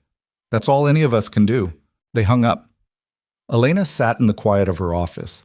Outside, rain pattered against the windows. Inside, her phone was already ringing again. Another call. Another woman. Another chance to open a door. She answered it. 10 years after leaving Black Hollow City, Elena stood on the same subway platform where everything had changed. It was late, nearly midnight. The station was almost empty, just a handful of people waiting for the last train south. She wasn't there by accident, wasn't there by chance. She came back every year on this night. The anniversary of the night she'd stumbled onto a train bleeding and broken and convinced she was going to die. The train pulled into the station. Same mechanical hiss, same fluorescent lights. Elena boarded, sat in the same seat, looked at the handful of other passengers scattered through the car, an old man dozing by the window, 2 teenagers tangled together, and a woman, young, 20-something, sitting alone near the door, wearing a hoodie pulled up over her head, hands shoved in her pockets, eyes tracking every movement with the kind of hypervigilance that came from survival. Elena recognized that look, that fear, that belief that safety was a myth and trust was a luxury she couldn't afford. The woman's eyes met Elena's across the car. For 1 second, something passed between them. Recognition, understanding, the knowledge that they'd both survived things most people couldn't imagine. The train lurched forward, started moving through the tunnel. Elena looked at her reflection in the window, saw Seraphine Vale's ghost overlaid on Elena Russo's face. 2 women, 2 lives, same survival. She pulled out her phone, typed a quick text to her assistant. Send the Haven House info to the usual address. New intake. Handle it personally. Then she deleted the message, pocketed the phone, looked back at the young woman across the car. Their eyes met again. Elena smiled. Small, reassuring. The kind of smile that said, I see you. You're not invisible. You're going to survive this. The woman's expression didn't change, but something shifted behind her eyes. Hope, maybe. Or just the first glimmer of possibility that escape might be real. The train pulled into the next station. Elena stood, walked to the doors. Before stepping off, she turned back one last time. The young woman was watching her. Elena held up one hand, a wave, a gesture, a reminder. You're not alone. You're going to survive this. I promise. Then she stepped off the train. The doors closed. The train pulled away into darkness, carrying that young woman toward whatever came next. Elena walked up the stairs and out into the Black Hollow City night. Rain was falling again, soft, constant, washing everything clean. She pulled up her hood and started walking. Not running, not hiding, just moving through the world like someone who belonged in it. She thought about Gideon Rourke, wondered if he'd known, in those final moments bleeding out on the gym floor, that he'd failed.